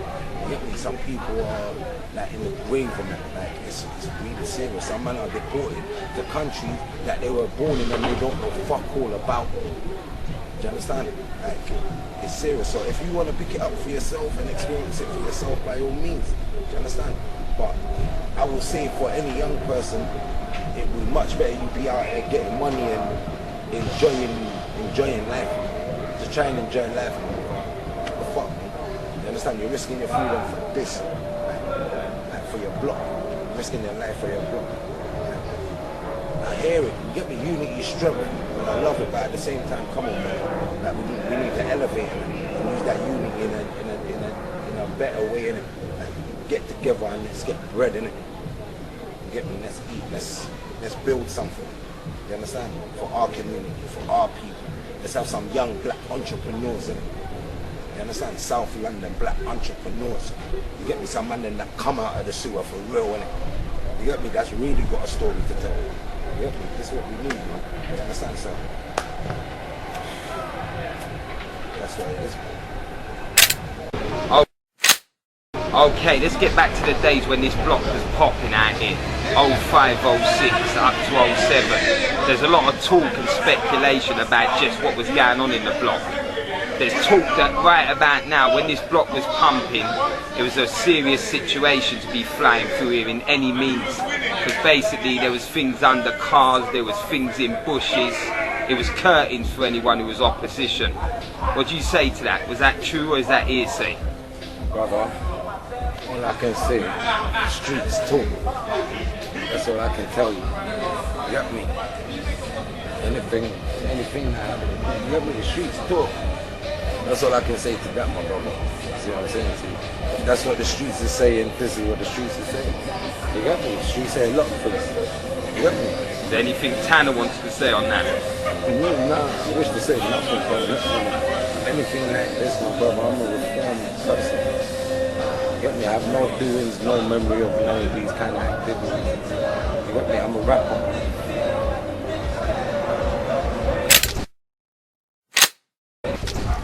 Okay, so give us a little insight to what it was like for you growing up on the Greazebloc. It was calm, it was like a family. You felt safe around your brothers. When you're coming in, you felt easy. Hail your brothers, go inside, you feel nice. You know that no one's gonna be troubling you while you got your brothers out here. You know what I mean? So what's Tanna mean to you? Tanna's the OG, innit? Get me? Obviously when I see him, it's like he's the uncle, innit? Get me? When I see him, get me? Hells, man, showed my love from young. Showed my family love. You don't even know them too tough, but when you see them, hail them, get me, you got respect for the man them. Everyone that's been growing up on human, growing up in the Grease, he showed them love, get me. If you need little money to go shop, if you got money in your pocket, which you did, we'll give you that P, go shop, get me, get your little juice. Yeah, so what do you think of the fact that people on the outside might say if you was from Greazebloc then you was on some shit? What do you say to that? You know what, it's all hearsay, you get me? They need to be here to know what it's really about, innit? Obviously they can say one some shit because there's no dickhead around there, you know what I mean? But at the end of the day, it's all family around there. If you come around there, everyone busts a joke and that. If you get provoked nowadays, it's a different story, do you know what I mean? But keep ourselves to ourselves until provoked, innit? Yeah, so through the years, give us a few things that you remember that livened up Greazebloc and made you proud to be around it. You know what, there's little stuff like barbecues. We used to have little barbecue round. We used to have the man them round. Play football in the pitch, basketball, whatever. You know what I mean? Everyone used to come round. Go and everyone come round. Have little group discussions, get me? Yeah. Nice little things. Sorry to interrupt, but it was the circle.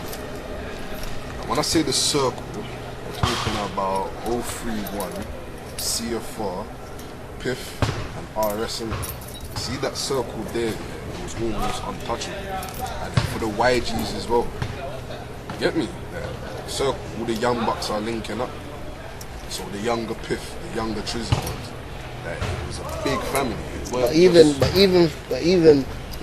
forget that, it was just like sort of like humans, like, you know what I mean? Like everyone knew everyone from human, everyone knew everyone's family, whatever. Like if push come to shove, you need to go to their yard, you toilet, sugar, whatever, you could go to, no problem, won't fool no way. Get me? Yeah, bro. Yeah, so what do you think now, like if someone was to say like all that was dead, like Greazebloc was dead now, no one ain't worried about that, what would you say? They'd have to go around places, they need to ask people what they're actually doing with themselves, and they could tell you how much positive thing they're doing. People going uni, people doing this job, people getting money in their pocket, people going holiday every year, because they can afford it, getting little money. Do you know what I mean? Yeah, so if you could change your walk from Greazebloc from when you was born, would you do it? No, I wouldn't change it. Do you know what? Because man got two sides, man got this good knowledge, street knowledge and other knowledge where man can actually go to school, go uni, go whatever, do my classes, come back to the hood and be on my shit. Be alert of what's going on. If I didn't have the man around here, man wouldn't know that. You'd be lost. Do you know what I mean? Man would be lost. They set a good foundation for the white people, can't even lie. Exactly. They set it up good. Sometimes people have to go through trials and tribulations for you to then lead on them. No, they set up good for the white still. Cause if they didn't do what they did, then man would be probably carrying on a crowd. Cause man would have to prove ourselves again. Do you know what I mean? But they set off a good, like, raw. This is Grease. We mind our own. Get me? Not only that, it's looked after. The man that was doing craddiness and badness and that, they let man know. But forget, even if the man that worked doing badness, you looked after. That's what I'm saying. They saw the positives in you. Do you know what I mean? It's like key You're never encouraged to do bad. You do you. If you're bad, you do bad. If you're good, you do good. Like, you do you, innit? Like, that's what you have to do. You have to do yourself, innit? Like, there's no getting it. Yeah, man. Yeah. Tanna. Otrey and Cokeboy.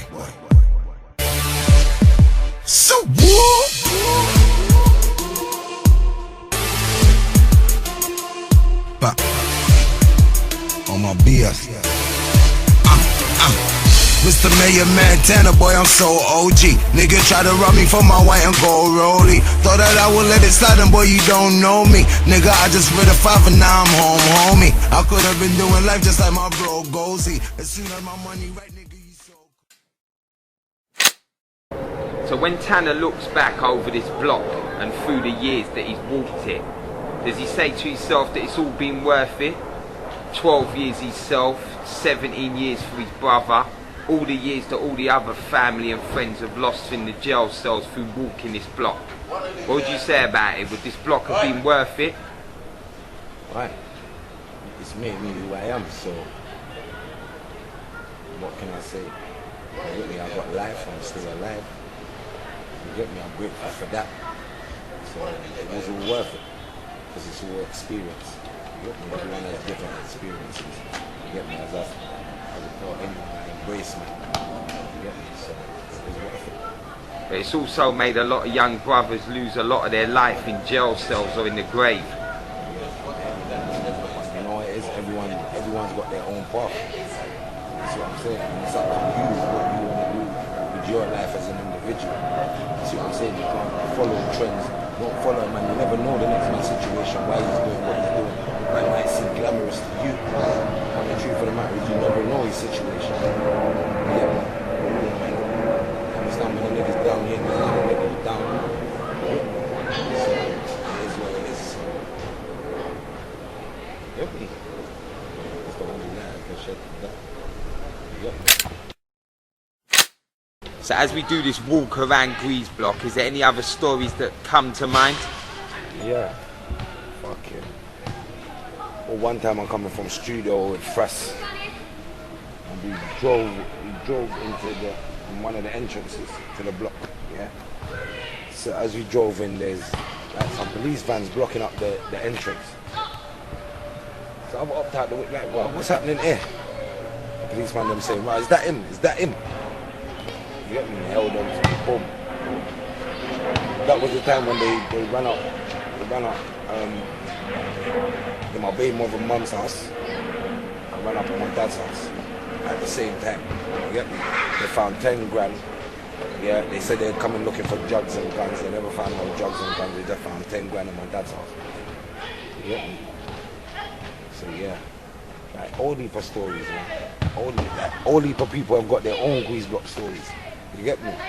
Like, I'm not trying to say nothing incriminating, so you get me? I could tell you other stories, but you get me? So on the day when everything was popping, it really was active round here. No, it was crazy round there, man. It's crazy round here, but that's what I'm saying. Crazy shit never used to really happen around here as such. Crazy shit as in, nothing never happened to nobody down here, or nothing, nobody never got hurt around here. You get me? But yeah. So when things were popping, how many times a week would you say the police passed through it? Daily. 4 or 5 times a day. Daily. And what was they like when they came through?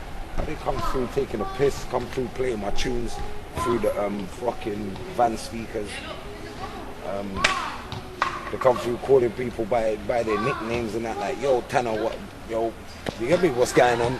And you get me, just taking the piss, really, just aggravating niggas. But you get me, that's what they do, innit? So yeah.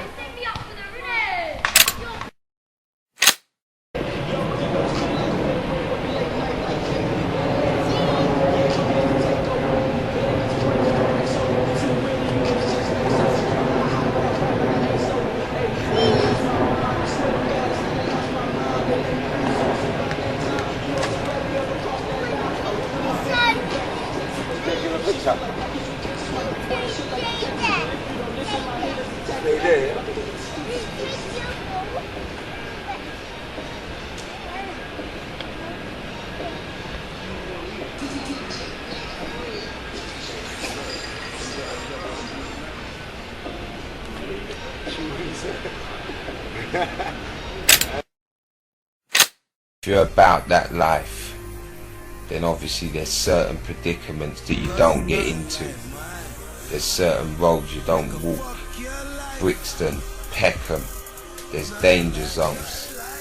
There's hot spots, places you just don't be seen. So it's only right in our mind we're thinking, well, what's Tanna playing at? What, is Tanna slipping? What, has Tanna lost his marbles? What's he doing down in a hot spot for the nuns, late at night? It's due to be there might be some young guns down there. Maybe on the other hand he's keeping it real. His brother's performing. He wants to support him, show him love. Regardless, he shouldn't have been there.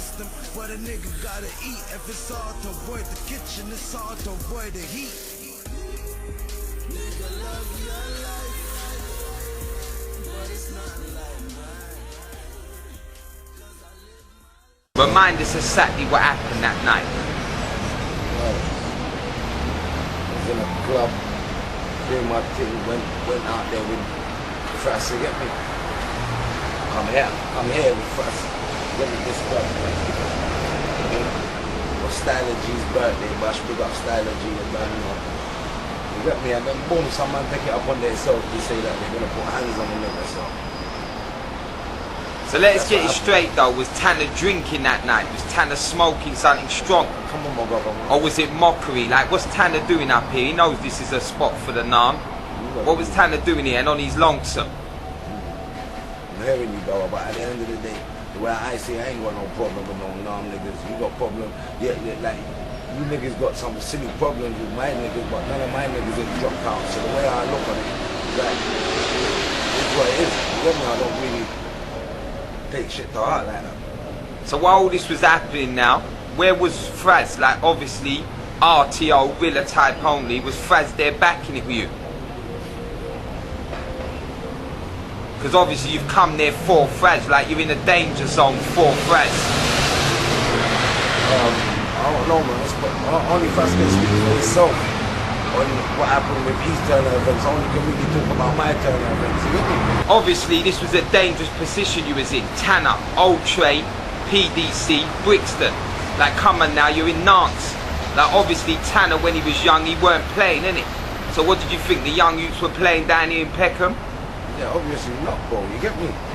Salute to these local young dudes that put in their work still. You get me? He did what a lot of niggas wish they could do. You get me?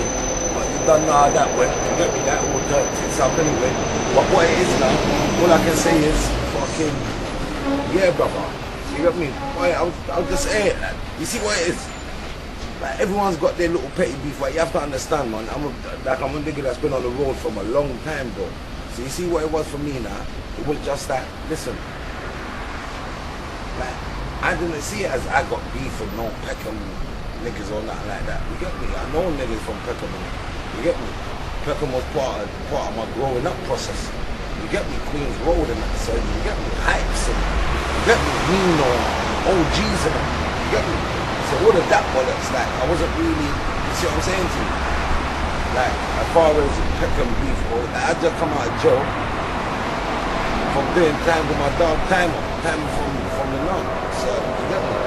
All of that nice stuff, I wasn't really trying to associate myself in a mix of that, you get me? You get me? As I always told niggas, all I got is beef with those that violate me. I shall annihilate thee. Huh? You know what my man said? Huh? Yeah, I'm hearing all that, but then on the real, you got to remember, Tanna's a big known name. Brixton, yeah. Tanna.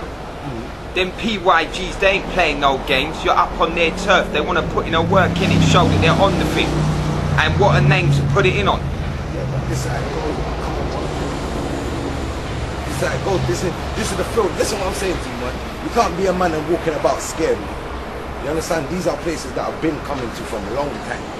You understand what I'm saying to you? From Hugo's. Man used to go Peckham, Hugo's and that. You understand? Opposite Cracker Jacks and that. Like, you understand what I'm saying to you? Like, these are places that was all a part of man's coming up. You see what I'm saying to you? Yeah, so we're at night now when Rilla type only Fraz was like, right, Tanna, let's hop down to Pex. I got a little show going on. What was going through your head when you said, yeah, let's do this? I'm saying, fuck, like, come on, like, okay, wait, what's first one? First wanted me to go with him, yeah? Because he's saying, but there's going to be bare Peckham there.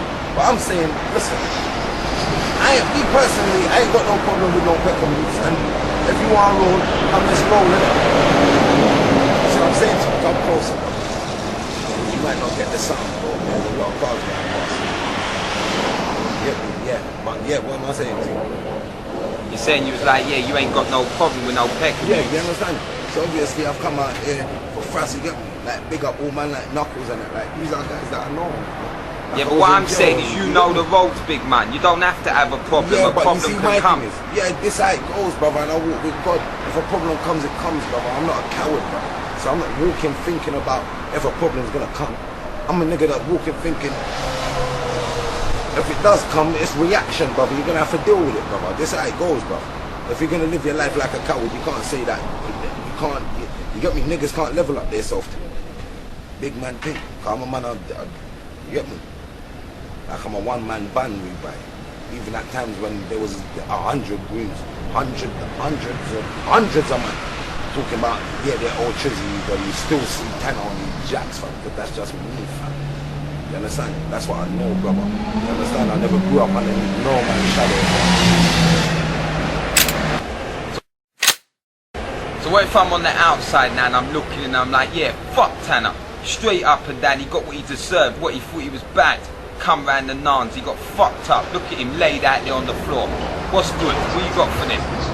What do you mean, man? This is your opinion, man. What do you mean? I've done bad things. Yeah, when you do bad, if you do dirt, you get dirt. And this is what it is.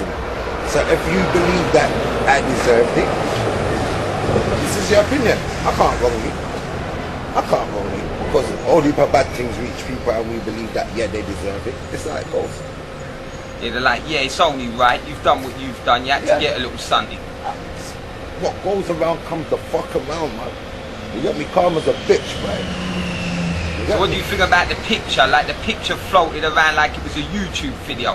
Yeah, everyone's got the picture. They're going nuts at it. Like, right, look, Tanna, laid out. Come on, man. This just makes me know I'm important, man. How much niggas get laid out every day? Their picture weren't popping like mine. My one was fucking important. You know why? Because I'm Tanna, innit? That's why, innit? Because I'm Tanna, innit? So, like, I love that. I like that kind of appreciation. I won't even lie to you, brother. Like, things like this are good things. It makes me know that, listen, brother, you serve a purpose. Yeah, people want to know what's happening with them. What's happening with them. I like that. That's the interest I need. I want to rap. I want to get rap money. I need that interest. I like when people are interested in what the fuck is going on with me. You get me? But what niggas need to realize is a lot of people out there, no one don't give a fuck what the fuck is going on with you. You get me? So, I like that. Okay, so let's get on to Tanna after it happened. Like, what was your attitude? What was you thinking? What was going through your mind the weeks after it happened?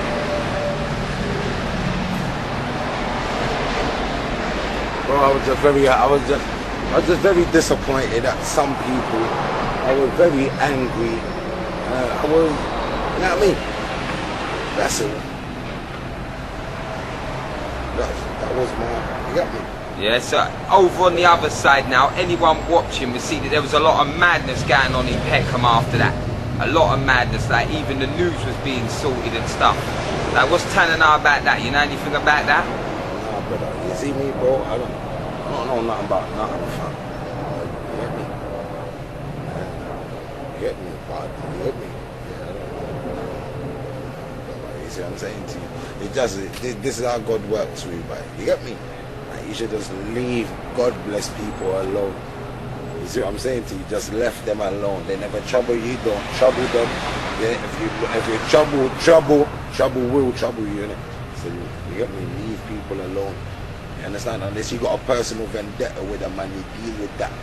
But don't be seeing people that you don't know, you never pass a word to, yeah, you don't know nothing about them, and then you're troubling people. Don't do that, man. Not everybody's the same. You see what I'm saying to you? Yeah, and that is the angle. Not everybody's the same. It's just how it goes, bro. You see what I'm saying to you? But what happened after that, boy, I mean, I know enough. But all I can say is that, yo, this is how God works. You see what I'm saying to you? Yeah. Okay, so what was going through your mind when it was happening?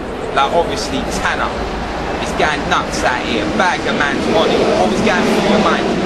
I was just getting mashed up and still just trying to defend it with what I could, but brother, it was future attempts, brother. Every time I'm trying to do something, I'm just getting my thing mashed up. So that's what it was.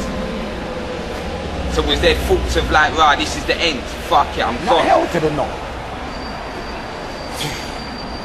I wouldn't even want to express what I was thinking, brother. What I wasn't thinking, I wasn't, put it this way, my pity worked for me. So what about the people you came with? Like, obviously, what was your thoughts to the fact that, hold on, I'm out here, it's getting nuts. I can't hear no one going nuts for me out here. I'm on the floor. What's going on with these people that I've come out here with? You know what I've learned in life? Have expectations of no motherfucker apart from yourself, brother. Yeah? This one is, I have no expectations of no man. See what I'm saying to you? Just know that you can stand on your own too, and if a nigga wants to stand up with you, it's a bonus. That's how you have to look at it nowadays. Yeah, but I'm hearing all that, but on the other side, if you walk with someone, you're supposed to fall with someone. Yeah. And how family and friendship goes. But this is what I know, fam. This is how I was grown up. Like, this is what man know. Not everyone plays by that rule, and this is how it goes, bro. See what I'm saying to you? But at the same time, you get me? I'm not an unfair guy. So you see, that rushing a nigga was really never my kind of thing. I prefer to square up, win or lose. You get me? But what it is, there's a lot of cowards out here nowadays. So this is how niggas are gonna come in their numbers. But I can tell you this confidently: every nigga that rushed me in that wave, yeah, one-on-one, I'll beat the brakes off of them right now. Right now. One after the other as well. Hands down. So what about the fact with a watch? Like, obviously people's like, right, obviously they must have still had some respect for Tanna, because he's still got the rollie on. Ain't no one trying to take nothing off him. Oh no, what do you mean? Brother, this is what I'm saying to you. After I was getting mashed up, I'm saying, fuck this is long. And I played dead. Put my arm underneath my body, and I played dead. They keep me in my face a couple times. And I played dead rebound. And just took it. What else can I do? You see what I'm saying? OG tactics, rebound. That would be damned if a nigga gonna get my watch. Crazy, fam. So yeah, that was my angle. You get me? And they did their thing, and being shook youths, and they're not killers or nothing like that. They thought, oh my gosh, my man's dead. And I heard people saying, oh my, stop, he's had enough. You get me? Had enough? What the fuck, boy? What do you think I was built on, boy? Huh? You get me? So niggas are saying, yeah, he had enough. They stop, they run off. And you know the wickedest thing, all the man them in the club, yeah? It's a woman, and I salute to the woman there, no? It's a woman, and I say, yo, left your money, man never do nothing, yeah? You understand? Big up to them women there, trust me. Reach out, come and have something for you. You got me? But yeah, everybody. You see what I'm saying to you? So you see, at the end of the day, you live and you learn, because to me, it's all a learning process. I'm a hard nigga anyway, ain't nothing gonna break me, brother. I've been through it, fam. I've been through it, fam. So I don't, you get me, all of that don't even faze me. You get me? Yeah, I still went to the can after that. Still were punching niggas in their face. Still going in the box and ice grilling niggas, even when they were 2 up, 3 up, talking to their friends. Ice grilling. Wish a nigga would say something to me so I can punch you dead in your face. And man knows that's the truth. Yeah, because man was in Brixton with me, and man knows.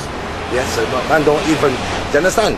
Like, you see, all of this is a bullshit, right? But everyone can be strong in their numbers, right? You get me? I told niggas unity is strength, fam. But you get me? Never try to use your strength, never make your strength get the best of you, bro. Then you start fucking with people you're not meant to. But that's when shit goes tits up. You see what I'm saying to you? And then it's a whole different scenario. You get me? I ain't never troubled nobody, bro. I don't trouble people. You get me? I just defend myself. You see me? Yeah, and I'm heard on there's one guy who should get a big up. Someone who come out and tried to pull people off, man, and that, and stop the madness.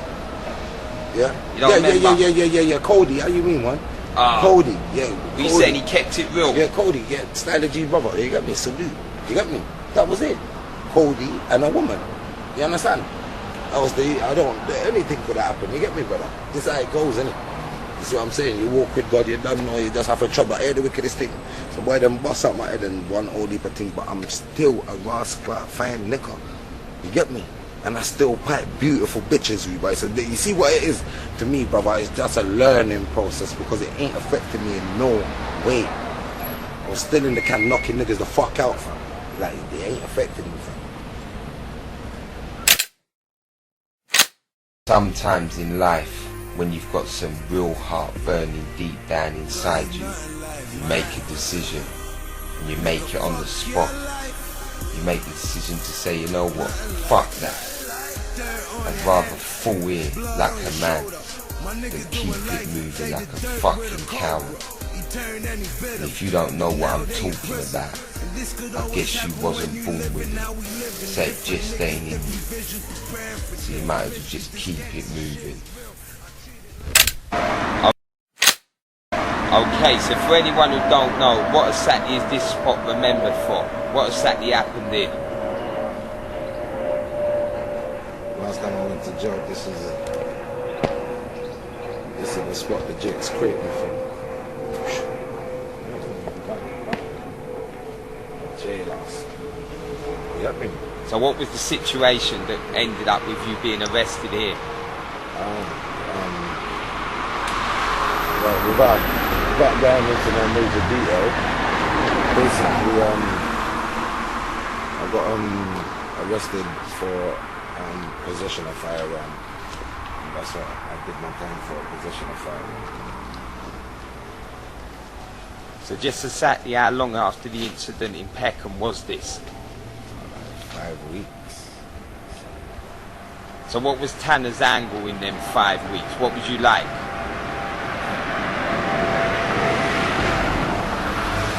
Me in them 5 weeks, bro. Yeah? Yeah, just me in them 5 weeks. Me in recovery.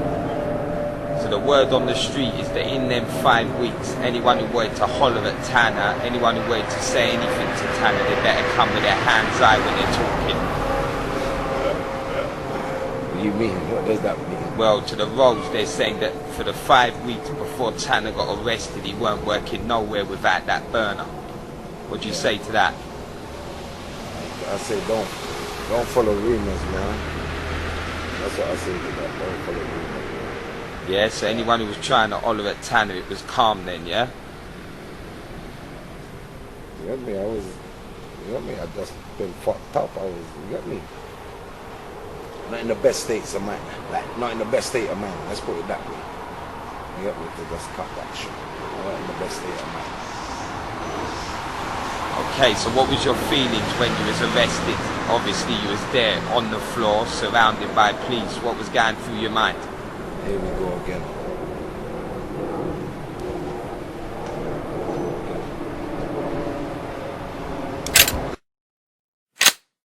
Okay, so for anyone out there who don't know Tanna personally and has got a bag load of speculation they're living on, from when Tanna had the madness down in Peckham till the day that he was taken away by the police from this spot, was Tanna walking around shook in any way?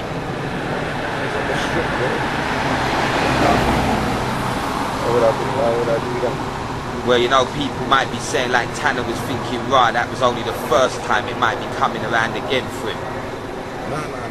Like certain artists or certain people in general. Nah, I don't play that shit. So it's something that happens. You run in it. The fuck am I gonna do? Stay in my house and cower because I got washed by a group of people, a group of cowards. Nah, bro. Fuck that. Them cowards ain't always gonna be together. You get me? Trust me. So Tanna was just living life like he always did. There was nothing different in your persona. I was about, though. I was about. You get me? I was a happy guy. I'm a happy person. I wasn't happy at that time, but you get me? Apart from that, no, still about. Still about.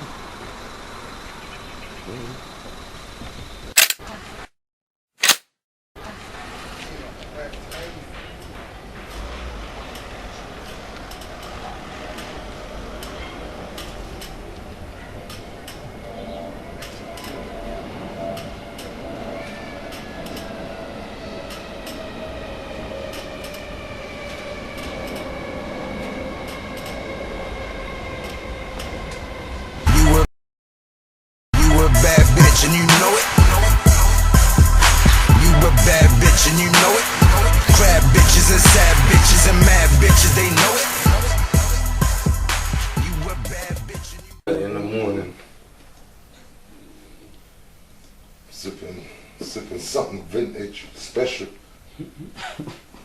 Day gifts? Nah, man. Share my brother's Father's Day gift. We all fathers in there. What you want to hear, my bad boy? Alright. What do you want to hear, D? What kind of shit do you want to hear? Nah, do you know I want to hear? What you want to hear? You a bad bitch and you know it. Alright. You get me for the gal them. You get me? Cokeboy.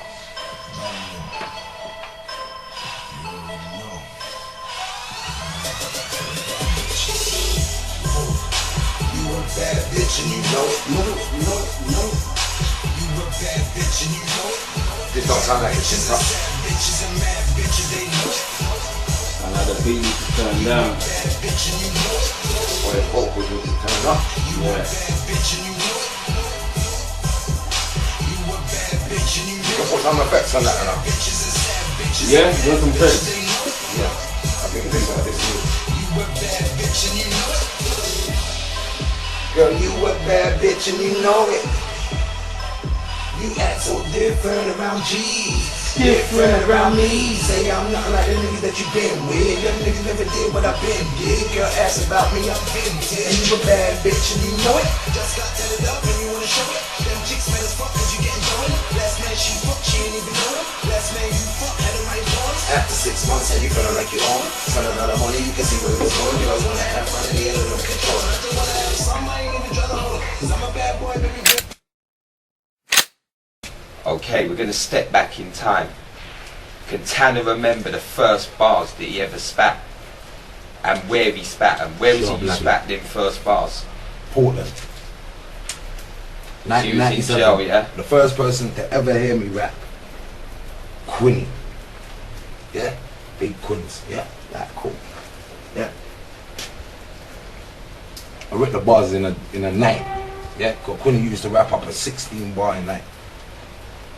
In like no time he'd be coming out with new bars all the time and he sounds like the niggas that I'm hearing on Westwood. Because I was new to hip hop when I started to rap.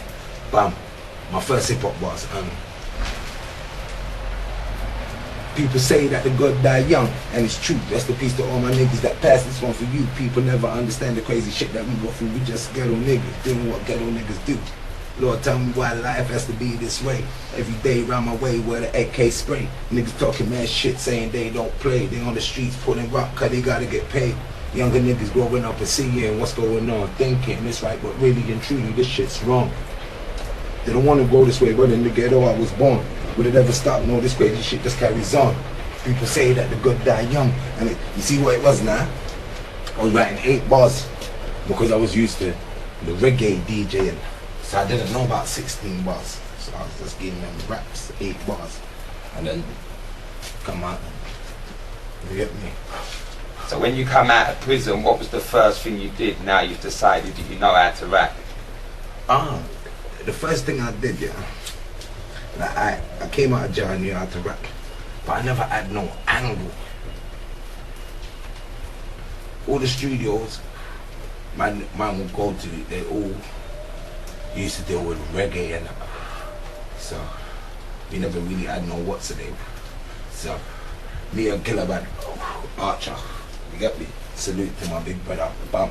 Me and Archer had one local set, yeah, and a local microphone on the set, and we'd be bunksing some instrumentals and recording, like recording old school shit, like recording like a tune.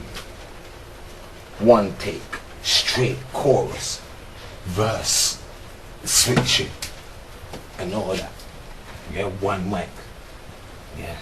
And that's how the local mixtape trend started. And then I linked up with Judge. You know, when I linked up with Judge now, he took me to Early B Studio. Salute to the big man Early B. You understand? Yeah. For without them man there, you more probably wouldn't have no Devious. Never mind, there wouldn't be no Tanna them without them man there. You more probably wouldn't have no Devious. You wouldn't have certain artists called Yones, Tannas, J Soulses, Nadja Soulses. You understand? So salute to Early B because he gave the man them a start, yeah, with the music and inspiration as an older man to say, yeah, boom, he believed in the man them and made the man them push through. And now look, you got Devious doing his thing. Judge Sauce, Guy and True, Shaq Corleone, the boy is still hot. You get me? You got me, Cokeboy, this French Montana, link up, boom, bam, things is happening. Do you understand? All from that local PDC section. So yeah, all of these things all came from all that, and it all started. Like as far as the music goes, that all started in 1998. You get me? 1997, me and Judge used to write each other in jail, and he used to write 28s on his letter, and I used to write 28s PVC. You get me? Then he used to write back PVC. You got me? No, mad love for Judge, trust me. Yeah. So yeah, you got me? So yeah, 98.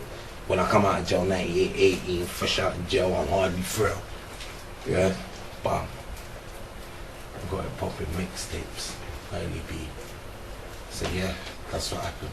That's how it went when I came out, and then from there it was PDC, Guy and them right, and this is what I'm saying about Judge. When I'm saying that someone that's serious about anything that they put their efforts into, basically, yeah. Homie used to have writing sessions. I ain't did that with no niggas ever since. Like me and Squeeze never had no writing sessions. Judge used to have writing sessions. He deals with everything. He conducts his shit very business-like. So yeah. But yeah, we went in, and that's where it went from there. Okay, so let me get the intake on that first mixtape. When was it you heard from the Robs that you were something nice? When did you hear that they was feeding you? How long after you dropped that mixtape? Alright, bam. I come out of jail 98, yeah? And we were doing mixtapes. I went back to jail to 99, 2000, yeah? And I was in jail till I was past 21. So they sent me to Wandsworth. Man linked up GT in Wandsworth. Then from Wandsworth, bam, I went to the Mount. And I was in the Mount with Younger, Cousin Bandit, Beer Man still. Yeah, bam. In the Mount, I back up one OG in the Mount named Glucose. Yeah? And Glucose was playing, I swear it was the Miss You Mama tune. Like, a homie had it on a tape in jail. You get me? 2001. You know what I'm saying? Wow. That word. That man's getting in. And that's when I knew that, yeah, okay. Like, somebody out there who you don't know actually knows your shit though. So, yeah, from like then. Like, that was the first time it dawned on me that, yeah, obviously it's more than just the people you know that are listening to what you got to say. So yeah. Then.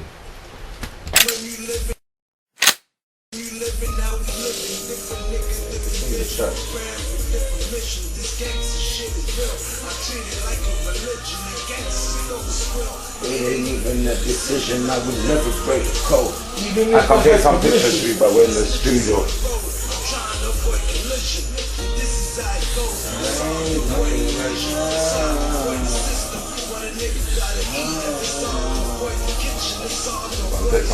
Oh.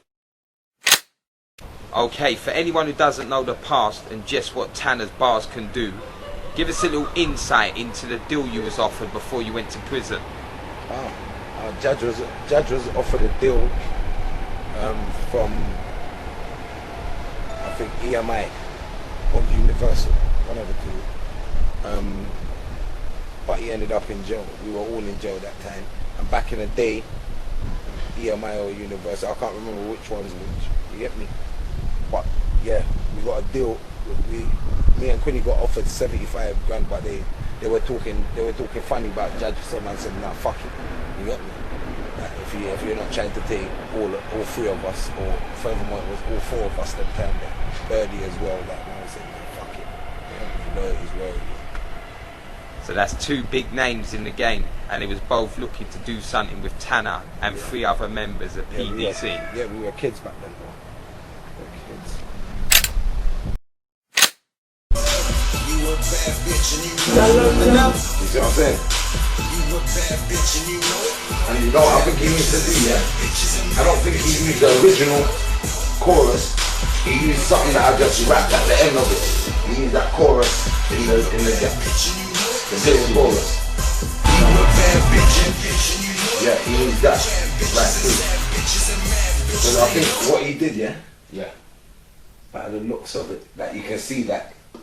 You see, after I spat the verse, yeah? Yeah. I must have repeated back, "You a bad bitch and you know it," at the end of my verse.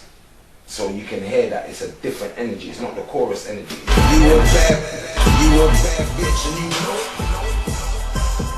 You a bad bitch and you know it. Okay, 6.5, 7 years ago was the first time I was blessed to meet Tanna. And back then there was a group of artists on the roads of Brixton that were fire.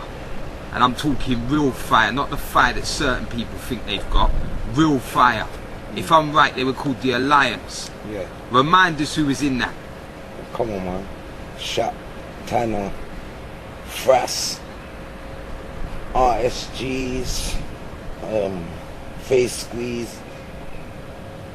It was a serious thing. Trips, Page. Yeah, it was a powerful thing. Okay. Niggas that could really rap. Yeah, that's right. So let's get on to the ones that ain't here. Obviously DRs, RA, big up them two there. Yeah, straight. Obviously Treat's in jail, big up Treat. But with the guys that are still on road, where are they now regards doing this thing? Like, what's going on regards that alliance? Is it still together? You see what it is? Alright. See what it is with the man, man. And this is what people need to understand. Yeah. And you can't really... That's why the man them's got their own lane. Like, certain man's got their own lane. Because you're dealing with people that's got a love for the music. See, when a guy's giving you articulate bars, that's someone that loves music. You understand what I'm saying to you, bro? Yeah? So, you see the angle is now, yeah? The man them are man off of the road. So, the man them that's on the road doing their thing. So what I'm saying is, shouldn't that music overpower the roads? Because the roads ain't getting man nowhere, but the music that's in there firing hearts, it should. Fam, but what it is now, you see, when you're a hood nigga with talent, alright, you're going and boom, you see man doing their thing. But really and truly, your angle is, yo, I'm putting out music for my voice to be heard. I want man to know my story and know my angle and how I deal with the music. You see what I'm saying to you? Like, that's all a man wants to really do. So you see, at the end of the day now, like, boom. I remember you're talking about man that had no deals, no nothing. I'm knowing that the music sounded mad crazy, but no deals, no nothing. Do you understand? Like, really just working with, yeah, boom, what we got, and just made something happen. But at the same time, man was on the roads, getting deep in the roads, especially at those times. If I was to ask you, do you think them same ones that are still on road have still got the same fire in them that they had back then?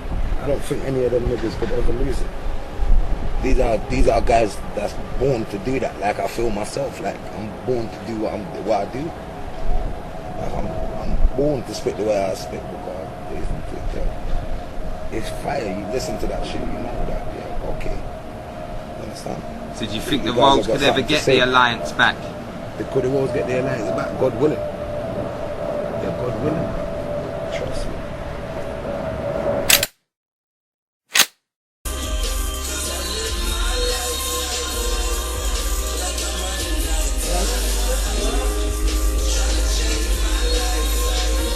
Trying to get the studio in.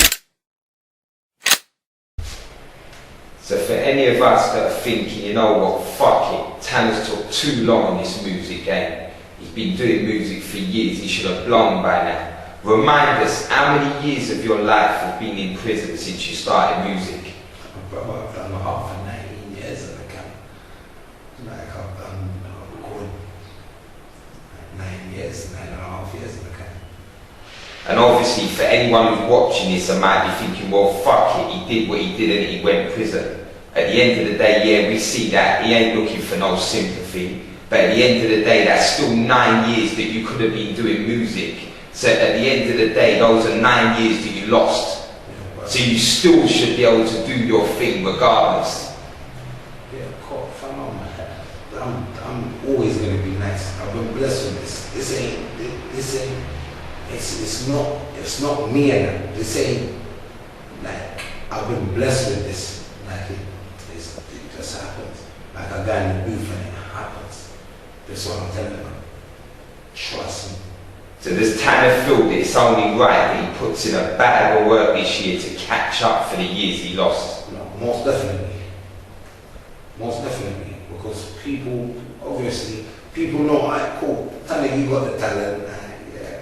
A lot of people will critic me and say, yeah, he sounds American. I don't really get that bitch nigga hate no more. Cause obviously, like, I'm not a bitch nigga. But before I used to get some bitch nigga hate. Niggas saying I'm pussy and some hilarious shit. But yeah, it is what it is. But now I'm getting constructive criticism. People say I sound American and what's not. But I hope like where you critics can understand my angle and what I'm trying to do and understand where my influence comes from. So, you get me? So you can just kick back and appreciate it. And at the same time, if you detest the music that bad, just don't listen to this shit. Fuck.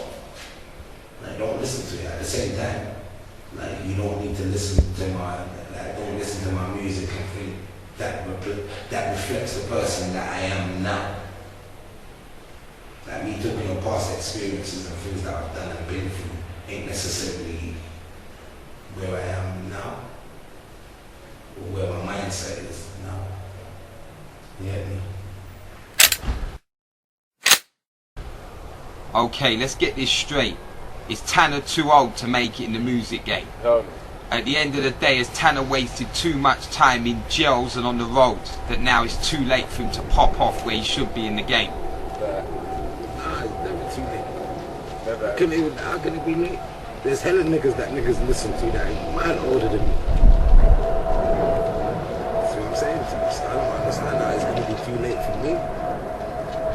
So if I was to tell you out here, we're like, nah, fuck that. It's too late for Tanna. He needs to be sitting at home with the missus and the kids. And I say, fuck that.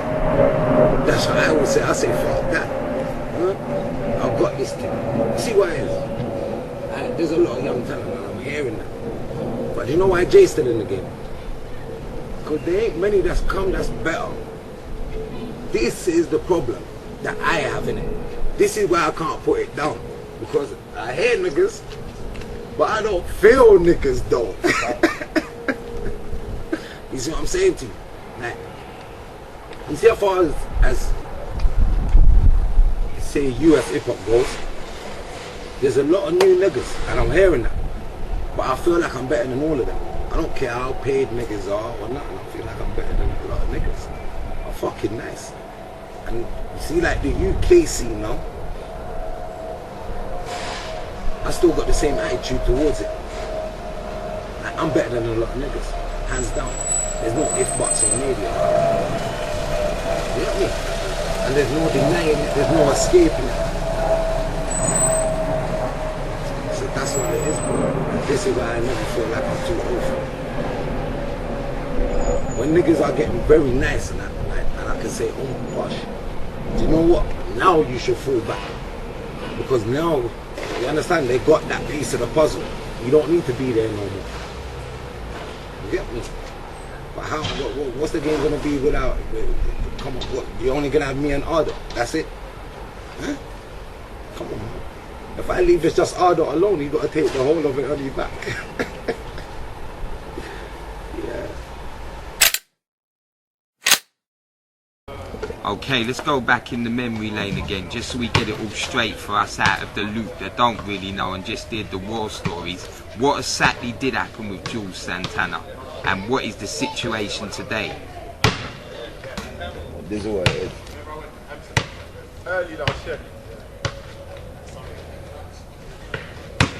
You get me? As I already spoke on the old man, the older man them some money. You get me? Some very good friends of mine. Yeah, Santana was in town. I got a call. And the rest is history, as you already know. You know what I mean? Without saying nothing to incriminate. But what it is now, London's a lovely place right now. London's saying, whatever one of ours is co-signing, we're all co-signing. So I love it, because Killer Cam was here the other day, and to what I've been told, he was scared to death. I don't know about all this footage that's come out about homies dancing and all this bullshit, but yeah, all of this blogging shit, this internet stuff. But homie was really scared for his life, you know what I mean? No one never wanted to do him no harm. Jewel sorted out everything. Salute to Jewel Santana. But Cam, man, I don't even know what that's all about, but you get me? But yeah. So that's what it is right now, but that's how it stands, but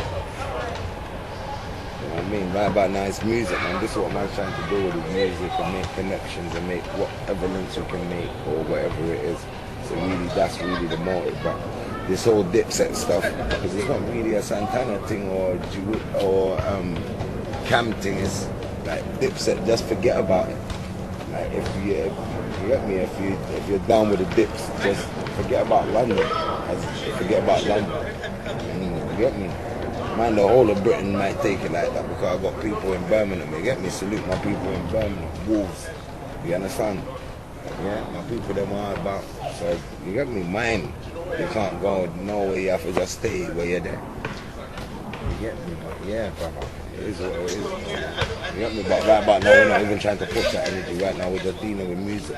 You get me? So really and truly, that wasn't nothing on Tanna's, like Tanna saying that, yeah, you understand? But I never gave no go ahead for nothing, but niggas just saying that, listen, it's not happening. It's not happening in London. Simple.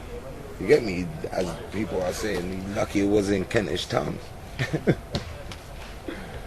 Yeah, but you done now. LDN. Okay, let's get into another artist who's been running around these streets giving us fire for years with Tanna. His name's Shaq Leon. Obviously, what is what is. But the Rolls want to know, are you and him nice now? Is there going to be fire from Tanna with Shaq Leon? Or are you two on some separate thing? Because to be honest with you, we've all seen the picture, and it looked to me like two guys in the wrong place at the right time. There was no smiles, there was no love shown, it was just a picture.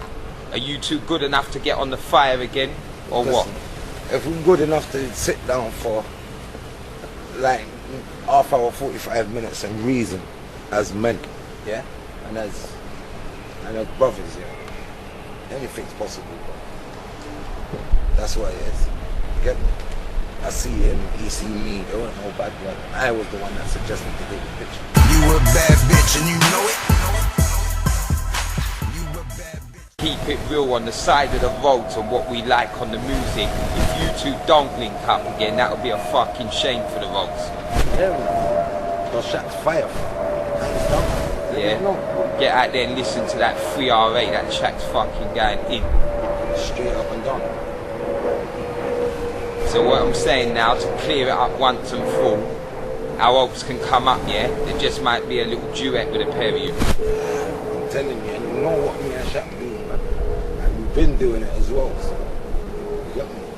So apart from that picture, have you two seen each other since? Nah, I ain't seen them since. Okay, well let us just hope we're going to get some fire off the pair of you in the future. Yeah. You never know.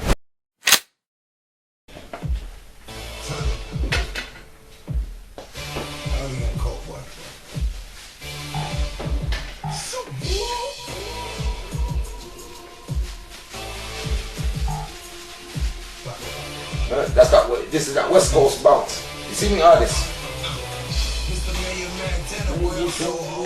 Nigga try to rub me from my way and go rolling. You don't know me, but now home homie. I could have been doing life just like my bro Gozy.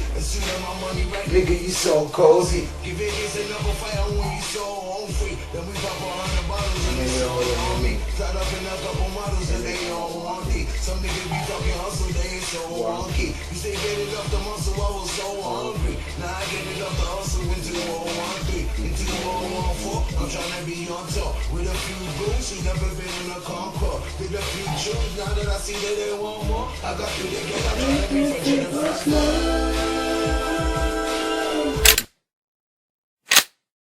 Okay, so being a man who knows the roads only too well, we need to know from someone like you. Can somebody learn before they walk? Like when I say that, I mean like if I was to tell you continuously, listen, the roads, you ain't built for them. It's dead. The roads are nasty, dangerous, and all you end up is in a jail cell. Can somebody learn that from me continuously telling them, or do they have to walk them roads and find out the hard way, should I say? Some people want to go through it at some stage or whatever. Not everybody, but those who do go through it want to go through it at some stage. You get me? I don't understand the science to it, but that's what it is, isn't it? You get me? But at the same time, like, someone can only learn from being in that surroundings, like not be involved in it. Do you understand what I'm saying to you? At the same time, if you was someone that wanted that involvement, you had to be around it to say, nah, because I've seen that happen to him, or I wouldn't want to be in that bad situation or in that predicament. Do you understand what I'm saying to you? So it takes that, but you just telling someone don't make sense. You understand? They have to either see it or walk it themselves. Or if somebody like Tanna was to tell them, when Tanna's seen and done everything that the road can offer, can't they learn from him telling them, listen, you're not ready for that, you're not built for what it goes with, just step back and do something with your life? They can be, of course they can be. They can be, but at the same time it's who wants to listen. Because the truth of the matter is, you see people that, they're very, as I said, yeah, they're very little influence. You understand?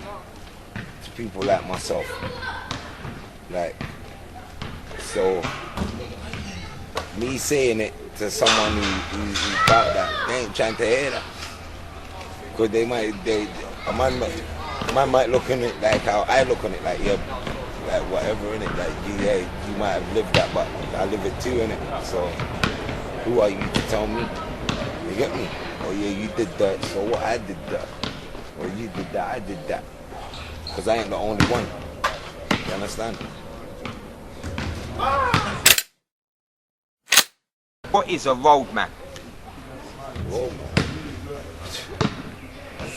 What does a roadman consist of? Everyone's got their own definition. You understand? But to me, a roadman is everything comes from this, innit? The pavement, innit? The work that you put in, your repertoire, your reputation.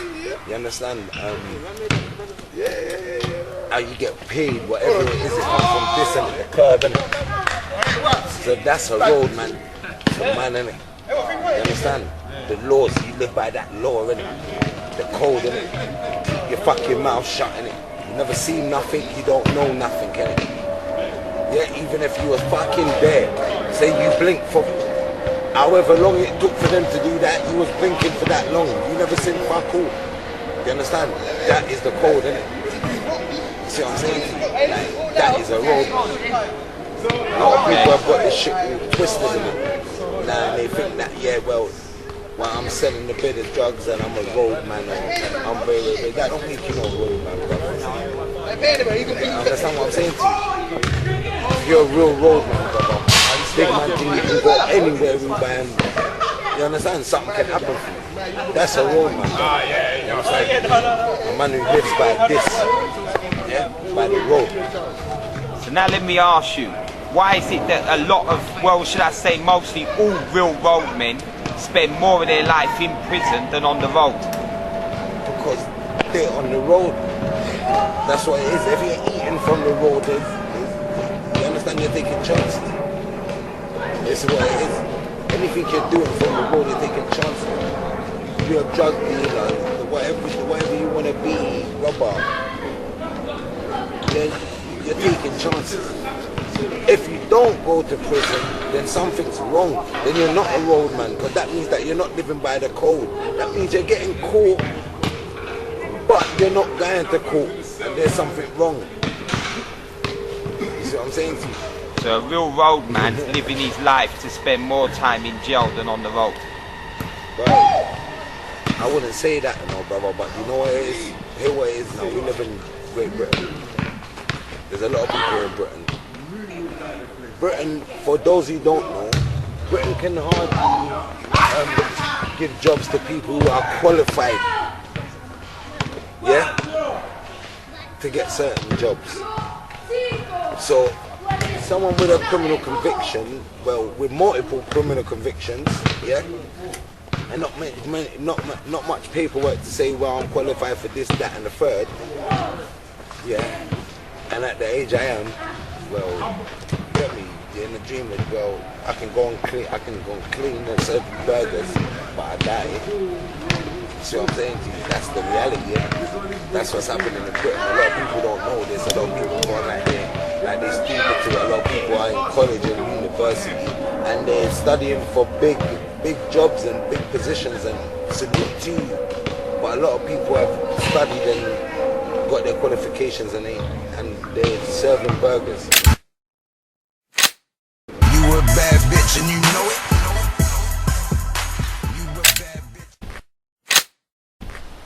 Okay, give us a little insight on your feelings about your brother. Obviously, 17 years he's going to be sitting in a cage due to these blocks, due to these roles, due to the fact that no one can't take the piss out of someone else. They're not having it. What do you think about that? That's what I'm saying, man. See, at the end of the day, that's the man's reality. When you're living a certain kind of life, you're living that life with risk. Do you understand? Risk so deep that certain time you don't even have to have done the crime for it to come around and bite you in your ass, or for you to serve that sentence. You see what I'm saying to you? Just off a repertoire. So you get me? Like, to like my brother's situation, like, it's a fucked up situation, and on top of that, I feel somewhat fucked up because I kind of gave that influence as an older brother. You see what I'm saying to you? Now he's in the can doing life. Like, it's a lot. You understand? Cause it's not like I'm a fucking callous guy. Like I ain't got no like I don't sit down and reflect on shit. Like I reflect. When I reflect, I kind of feel half responsible. You get me? Kind of feel half responsible for a lot of things, but at the same time, people need to understand. I've never told anyone to go and shoot no one. I've never told nobody to rob nobody or none of the above. You understand? I may hold that influence, but I would never tell a man to do that, because you're gonna be doing that bird by yourself. You could be running with 1 million niggas, but when you get sentenced, you're alone doing that bird, and that's just the reality. You get me? So I would never tell a man to go and do nothing like I'm giving you an order, because if it goes tits up, you're gonna be serving that bird talking about, well, because you're in jail because of Tanna, and I can't have them things there on my head. You get me? But at the same time, I'll feel responsible in a way that maybe I never use my influence in a right way to show them that, yeah, boom, yeah, this is what it was, but this is what it is. But then again, I didn't even know myself as a man at those times when, you get me, we were fucking up the road. Like, I didn't know myself. I was just a young boy, going through. You understand? With fire in his heart. It's mad, because between the time you've lost out of your life in jail and the time he's losing in jail, that's like 30 years of life. Yeah. 30 years that you could have been walking at it. True too. And it's just continuous, like so many different guys are sitting in that cell thinking about, the roads, I've done this for the roads. And where are the roads now? They're right out there while you're sitting in the cell. Yeah. And that's the harsh reality of the life. That is just the harsh reality. That you will come to a stage in your life when you think to yourself, well, I've done this, I've done that, but what has it amounted to? That's the master question. And it's a question that a lot of people cannot answer. You understand? Maybe some can, but as I told you, and I will keep telling people, that's a very small minority.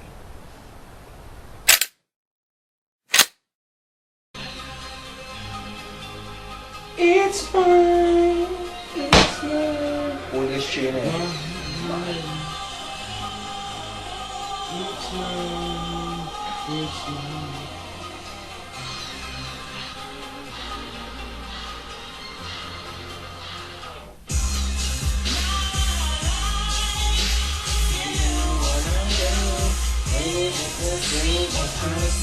With my eyes,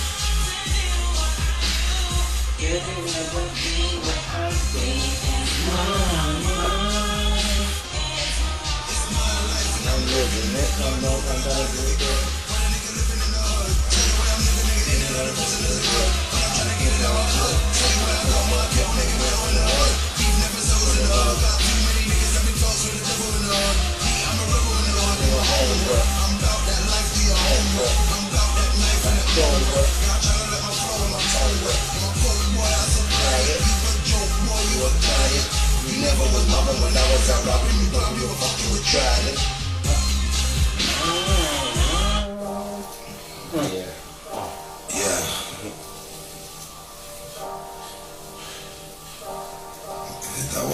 Yeah, you know I'm feeling you.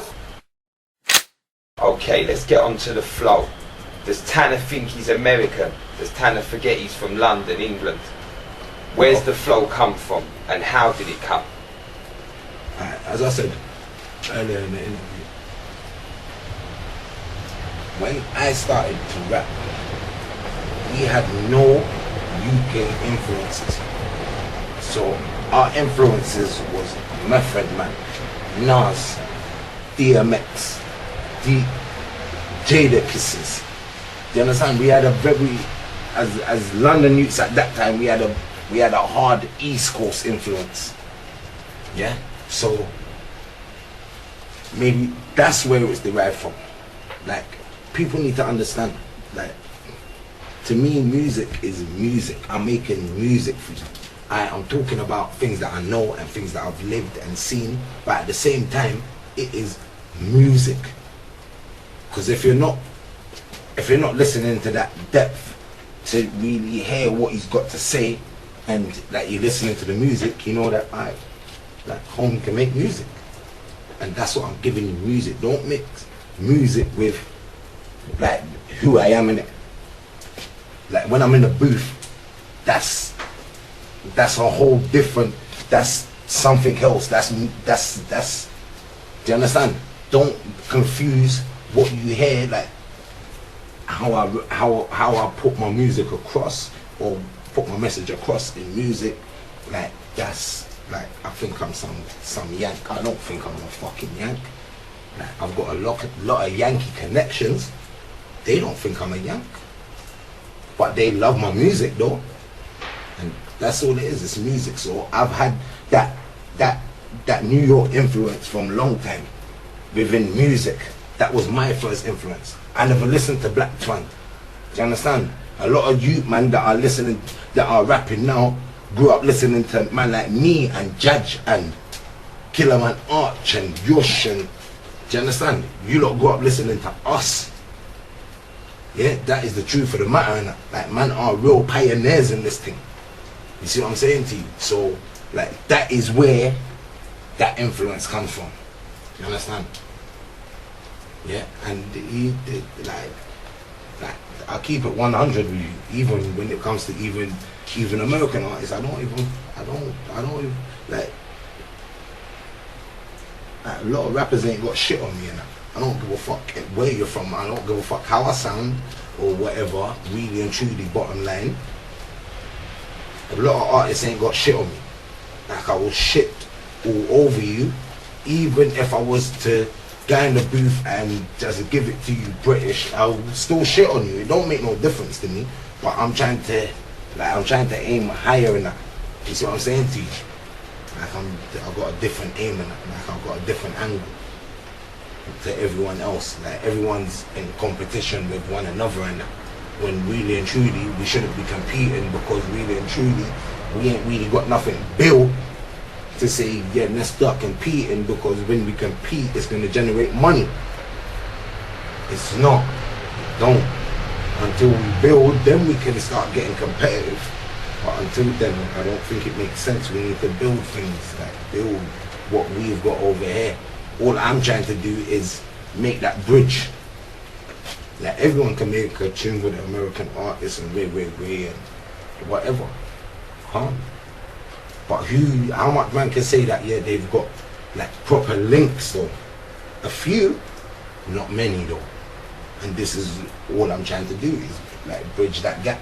Because even though you got your Tiny Tempers and you got Chipmunks and all that, there's still a gap in that, because you know that these guys' whole basis on linking is strictly business.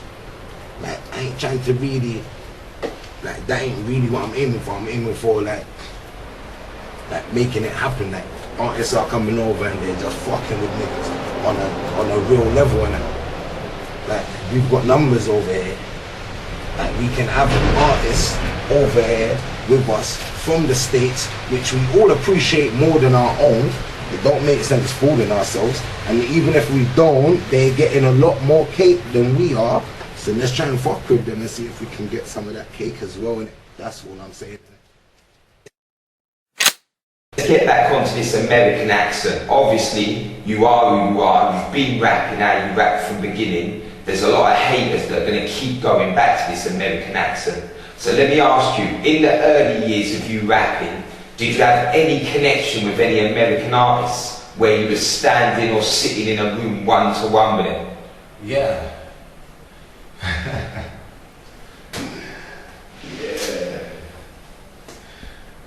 Yeah. 130 down for X. So what happened in that situation? Give us the full. Well, I don't know. No name dropping. But a gangster brought me to a hotel room. He told homie, say, yo, homie can spit her. I gave it to homie, and homie started to bark like he's crazy. What? Yeah, so anyone who don't know what he means there by X, that's DMX. Remember that, yeah? The big American artist who's done this thing for years. And hold up, though. Also, I made a song with the man that produced DMX's first album. So what happened with that? Co-produced The Increase. Got a track with The Increase. Did it a long time ago. But it's hot though, it's still hot today. Girl, you don't have to be alone. Crazy. So did you ever hear anything more from DMX? Nah. And that was it. Just said that, yeah, kids fight out. That was a grizzly. Okay, so let's get on to some other stuff regards the fact that Tanna's been spitting for a long time. And Tanna should have got a lot further than he has, but obviously everything's when it's meant to be. So let me ask you now, is Tanna a real brother? Is he a real brother? Yeah. Well, you can't ask me, self-praise ain't no recommendation. So what about on the fact, have you ever fucked with black magic, or have you ever sold yourself in any way? Do you think that's the reason why maybe you ain't been given the gift you should be given, because you ain't fucking with that stuff? So I heard there's rumors on the road that I fuck with these things. There's meant to be rumors that I fuck with black magic that are hard to kill. I said that I have to chop off my head to kill me. Bullshit. But yeah, bro. Nah, I don't fuck with these things, man. I walk with God. Okay, so to clear that up, there ain't nothing fake about Tanna. No.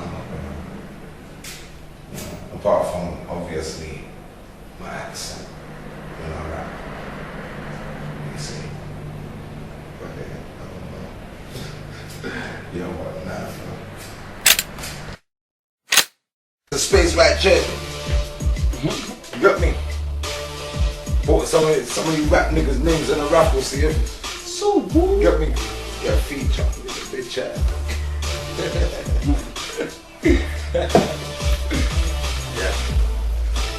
Yeah, this is what we're doing. Man's in the studio, making it happen. This is what we're doing. You get me? Show and prove. Shine the light on the outside so you can see what time it is. Is it real early in the morning? Real early. It's like 4:30 in the morning and things. Yeah, the sun's ready to rise. It's already been down. It's rising now. Yeah. Niggas are just working. That's the angle. That's what I'm saying. So for the people out there that are saying, wow, is Tanna really on his job though? Tanna's on his job. I'm making music. You ain't heard about Tanna never robbed that nigga since he come out of jail. Tanna never shot that nigga. Tanna ain't sold no that. This is what Tanna's doing. Last time I said that, niggas wanted to put hands on me and make me end up back in jail. You understand? Now I'm saying it, please leave me the fuck alone, make me do music. Shit. You know what I mean? I'm never gonna be the victim. Just allow me to do my thing. Then come the next track there, my brother. And you know it. What was the reason for you and Jar Jar to split up from the Pill Dem crew? See what it was. Me and Judge fell out because at the time, the way I saw it at the time was, I thought that he never had no more heart. Things was happening to our friends, and you know, when you're young, you're in that mind frame because this is where we're from. So with that mind frame, I just thought, yeah, like he's gone soft. But now, I'm a grown man now. So the way you can also see it is that people could say, yeah, he's gone soft, or you can see it and say, do you know what? He grew up before I did. So he realized that all this life is a never-ending circle, and at some point in life, if you live long enough, or you're on the road long enough and you're not in prison doing a crazy bit, you're gonna realize that it's actually long for real. So that's why we parted ways. And within that time of whatever, like, that's some spiteful shit. But at the end of the day, like, he knows where my own man lives. I know where his mother lives. It's never that. You understand? Do you understand? Like, it's never that. Like, man, I have to remember that Judge were my people. So for me to feel to myself that I'm gonna do any form of harm on a certain kind of level, like it would never happen, that's just not me. Like, that's just against my principles, innit? Like, we can have stuff if that was the case, but apart from that, nah. You get me? Like, that's not my principle. But at the same time, boom, salute to J Sauce. You get me? Okay, so give us a little feed on what you think about how much he's done for PDC. Like, how the turnaround into such a musical career for a lot of them. Like, a lot of them's been pushed forward, and obviously they're well known now in the industry. You see what man needs to understand with Judge? Yeah. Judge Souls is a youth. Yeah. From when we were youths, and homie's been thinking about ways to make legal tenure. When niggas was still thinking how to get rich on the streets, he was thinking how to get rich corporately. So, like, come on, man, that's a nigga that worked hard. Like, I'm older than that nigga, and that nigga look older than me. So you know that that's a nigga that worked hard. He works hard and that. You get me? So that shit was bound to happen. That's all I can say about that. Okay, I want to take this back again. What we want to know out here on the road is, what was the real reason why you and Jar Jar stopped speaking? Obviously we've heard about the different directions, but what was the real deep reason? Because we're thinking there was more to it. No, what do you mean? Like, in your mind, all honesty, what was the reason why you and Jar stopped speaking? Why? It was that. That's why we stopped speaking. What kind of solidified, like, not even solidified it, because me and him is cool now. But what kind of solidified, you get me? What kind of solidified it was some little bullshit. That's what I'm saying. Some little tit for tat bullshit. Because obviously, I had no intention to do nothing to hold me violently, innit? You understand what I'm saying to you? Because you understand, like, I fell out, but you still judge though. Like that ain't changed. Like, the good shit that homie did do for me, that ain't changed neither. You see what I'm saying? So, but what we don't understand is two guys that came up in the same area, went to the same school, was both in PDC together. How can so many years have just been squashed so easy? Because I had a different vision though. That's what it was. You get me? My vision was revolutionary. Homie's vision was industry. Okay, give us all a little insight into you and Jar Jar. Obviously through the years there's been a lot of talk, a lot of anticipation on when you two are going to link up again, if it's ever going to happen. Well, obviously I was with you down here in Angel Town a little while ago. You two both saw each other. What's the next step after that? Are you and him nice again? Is there any connection? Right. Bro, niggas, anything's possible, bro. You get me? Anything's possible. You get me? Big up Jaja, you get me? Yes, is there any chance there might be some sort of connection where we get some sort of track or something from you two visually? Hey, Tanna and Judge, something legendary. Yeah, maybe. Never know. You get me? Because remember, it all started there. We're both over the bullshit, so you get me? Dude, can happen. Okay, so for anyone who wanted to know, like he said, who knows? There could be something coming. Keep your eyes and ears to the ground. Okay, not too long ago, Najar and Jar Jar Sosa were up on Sloth, fire in the booth, and they did what I'd say was a pain in the booth. And at the end of it, Najar said in his lyrics that on the roads they're still asking him if Tanna is a pagan. Now, why would anybody ask or think that Tanna's a pagan? I don't understand that. Number one, I don't understand why people ask Naj or Judge if Tanna's a pagan. When like I said before, like I know where people's at. Like I can get at niggas. Like it's not like it's hard to get at niggas. So like, how can I be a pagan? I don't mean none of these guys no harm. Physically. Like I don't mean none of them no harm. It's not hard to find niggas if I did mean anybody any physical harm. So where do you think that would have come from? What reason would anyone have to think that? Just people getting caught up in hip hop things, like in music stuff. You see, what people need to understand is true talk. Back in the day, Naj made a tune and he's saying, well, how you a beast or wait. But I seen Naj after he made that tune. And when I seen him, like I'm saying, yo, I heard your tune and that, fam. It was hot still. Just calm. Do you understand? There weren't no animosities, just music. To me, like Naj will be great competition. Like homie can probably rap on it. Like he's probably good at what he does.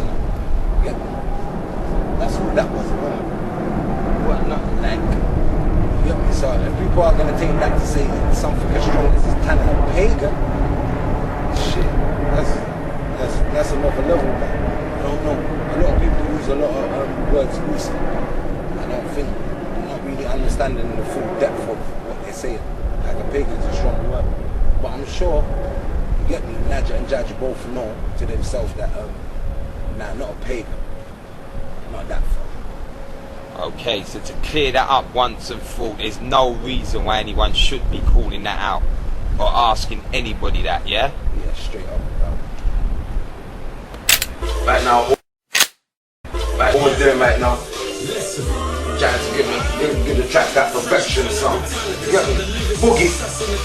Regular features, send it to Jesus, P.O. Box, telekinesis, head of a genius, movie in me head like a genius, head of the seniors, chemistry, keep sleepers, epical divas, looking like a regular creature. Deep, burn the muscle and whatever's between us. Technical beaters, hydraulic, electrical levers. So I can put your neck on my sneakers, step with the geezers, white bar, back of the teaser. Come up, give you presents like a dread in the Easter. Hasta la vista, adios, act with the teacher.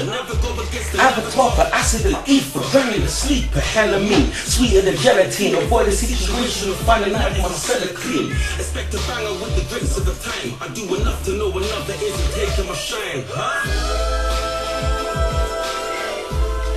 You get me? I tried to get it out. That West Coast bounce. You get me? For the bangers. You get me? There. Can't take what's mine. Bitch ass nigga. Take what's mine. Them 5-minute tracks, in, out, light work. Light work. Okay, obviously to get these sort of interviews off of real dons from the road, I need to do my research. So I've done a little research into prison time for Tanna. Yeah. And I've been hearing something about red runs deep out there when Tanna's in Brixton. What do you know about that? Come on, brother. Like it's kind of fucked up to say, but the can's my domain and that, brother. You get me? I play the can very well. You get me? And you get me? Being a highly influential kind of nigga. You get me? That I recruit. You get me? A nigga can't recruit me, I recruit niggas. So give us a little story into the red of bloods, Old Trizzy, when you're in the can. Old Trizzy, when Old Trizzy started, obviously, you don't know Otrey started from in the can. You get me? And them time there it's me and Squeeze, you get me, going through parts of our local prison journey together, you got me? Like me and Squeeze just like together on that center for like about a year. And we moved to 2 different prisons within that year, no, probably a year and a half. We moved to 2 different prisons within that time. And it's just that influence, like if you was a real nigga and that, like you get me, you're gonna fuck with Tanna and Squeeze, and that's what it was. You get me? And if Squeeze weren't about you fuck with Tanna, he's a real nigga. Or, you get me? If you was in the can with Squeeze, you fuck with Squeeze, he's a real nigga. This is what it was.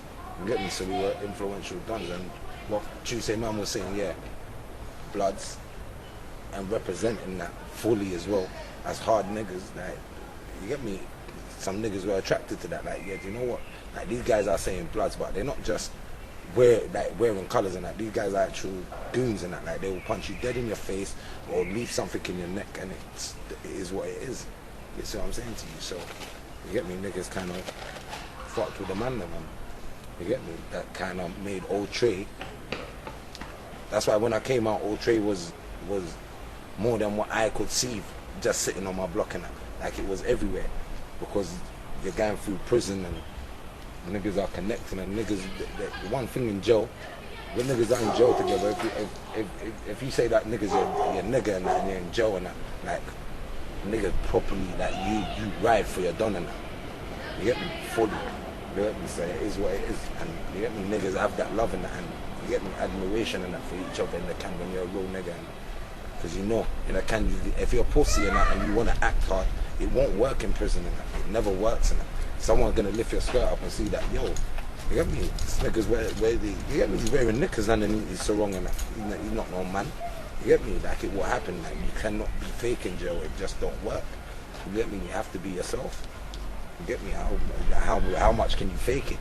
You get me? It don't work in jail. So this is what it is. So you get me? Real niggas connecting. This is, you get me? What made that red so influential, because it was a lot of real niggas from different ends that saying, yo, this is what it is, and this is what we're representing. Yeah, but I heard it run a lot deeper than that. I heard that people was phoning up relatives and like, boom, bam, don't be sending me nothing if it ain't red. Yeah, right now it's got to be red all day. Yeah, straight up and down, because this is what it was though, bro. Like, you understand? Loyalty's real. Your mum was just being real to the thing. Like, man saying, yo, this is what it is. Blood ganger, man's repping that to the fullest, so it's red every day. And if you're not wearing red, you at least got your flag. You get me? And that was the mentality. You get me? All it really showed is some form of, how can I put it? For us, it was some form of like, yo, this is us, one blood, innit? You get me? Like, So what are you saying? There could have been times when the wing was just red. Like anyone who's walking with Tanna, they want to be redded out. Yeah, this is how it goes, bro. You got me? Man was Sue Woo, and this is what it is, fam. Man's influential. I say, oh, Trizzy, I man say, yeah, boom, alright, cool.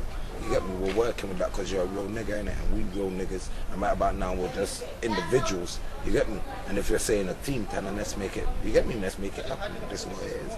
You get me? Man knows. Man been in the can with me. Niggas know, fam. Like, Tanna's never been no fucking soft touch in that. You get me? Like, that's long enough. Like, you can't even approach me on no bad boy shit. It's long. I punch you dead in your face. It is what it is. Trizzy, you get me? Tatted on my arm in the can, fam. Like, got that done in the can. So man needs to understand that this Trizzy thing's serious, fam. You get me? Trust me. I'm too chill for these fuck niggas.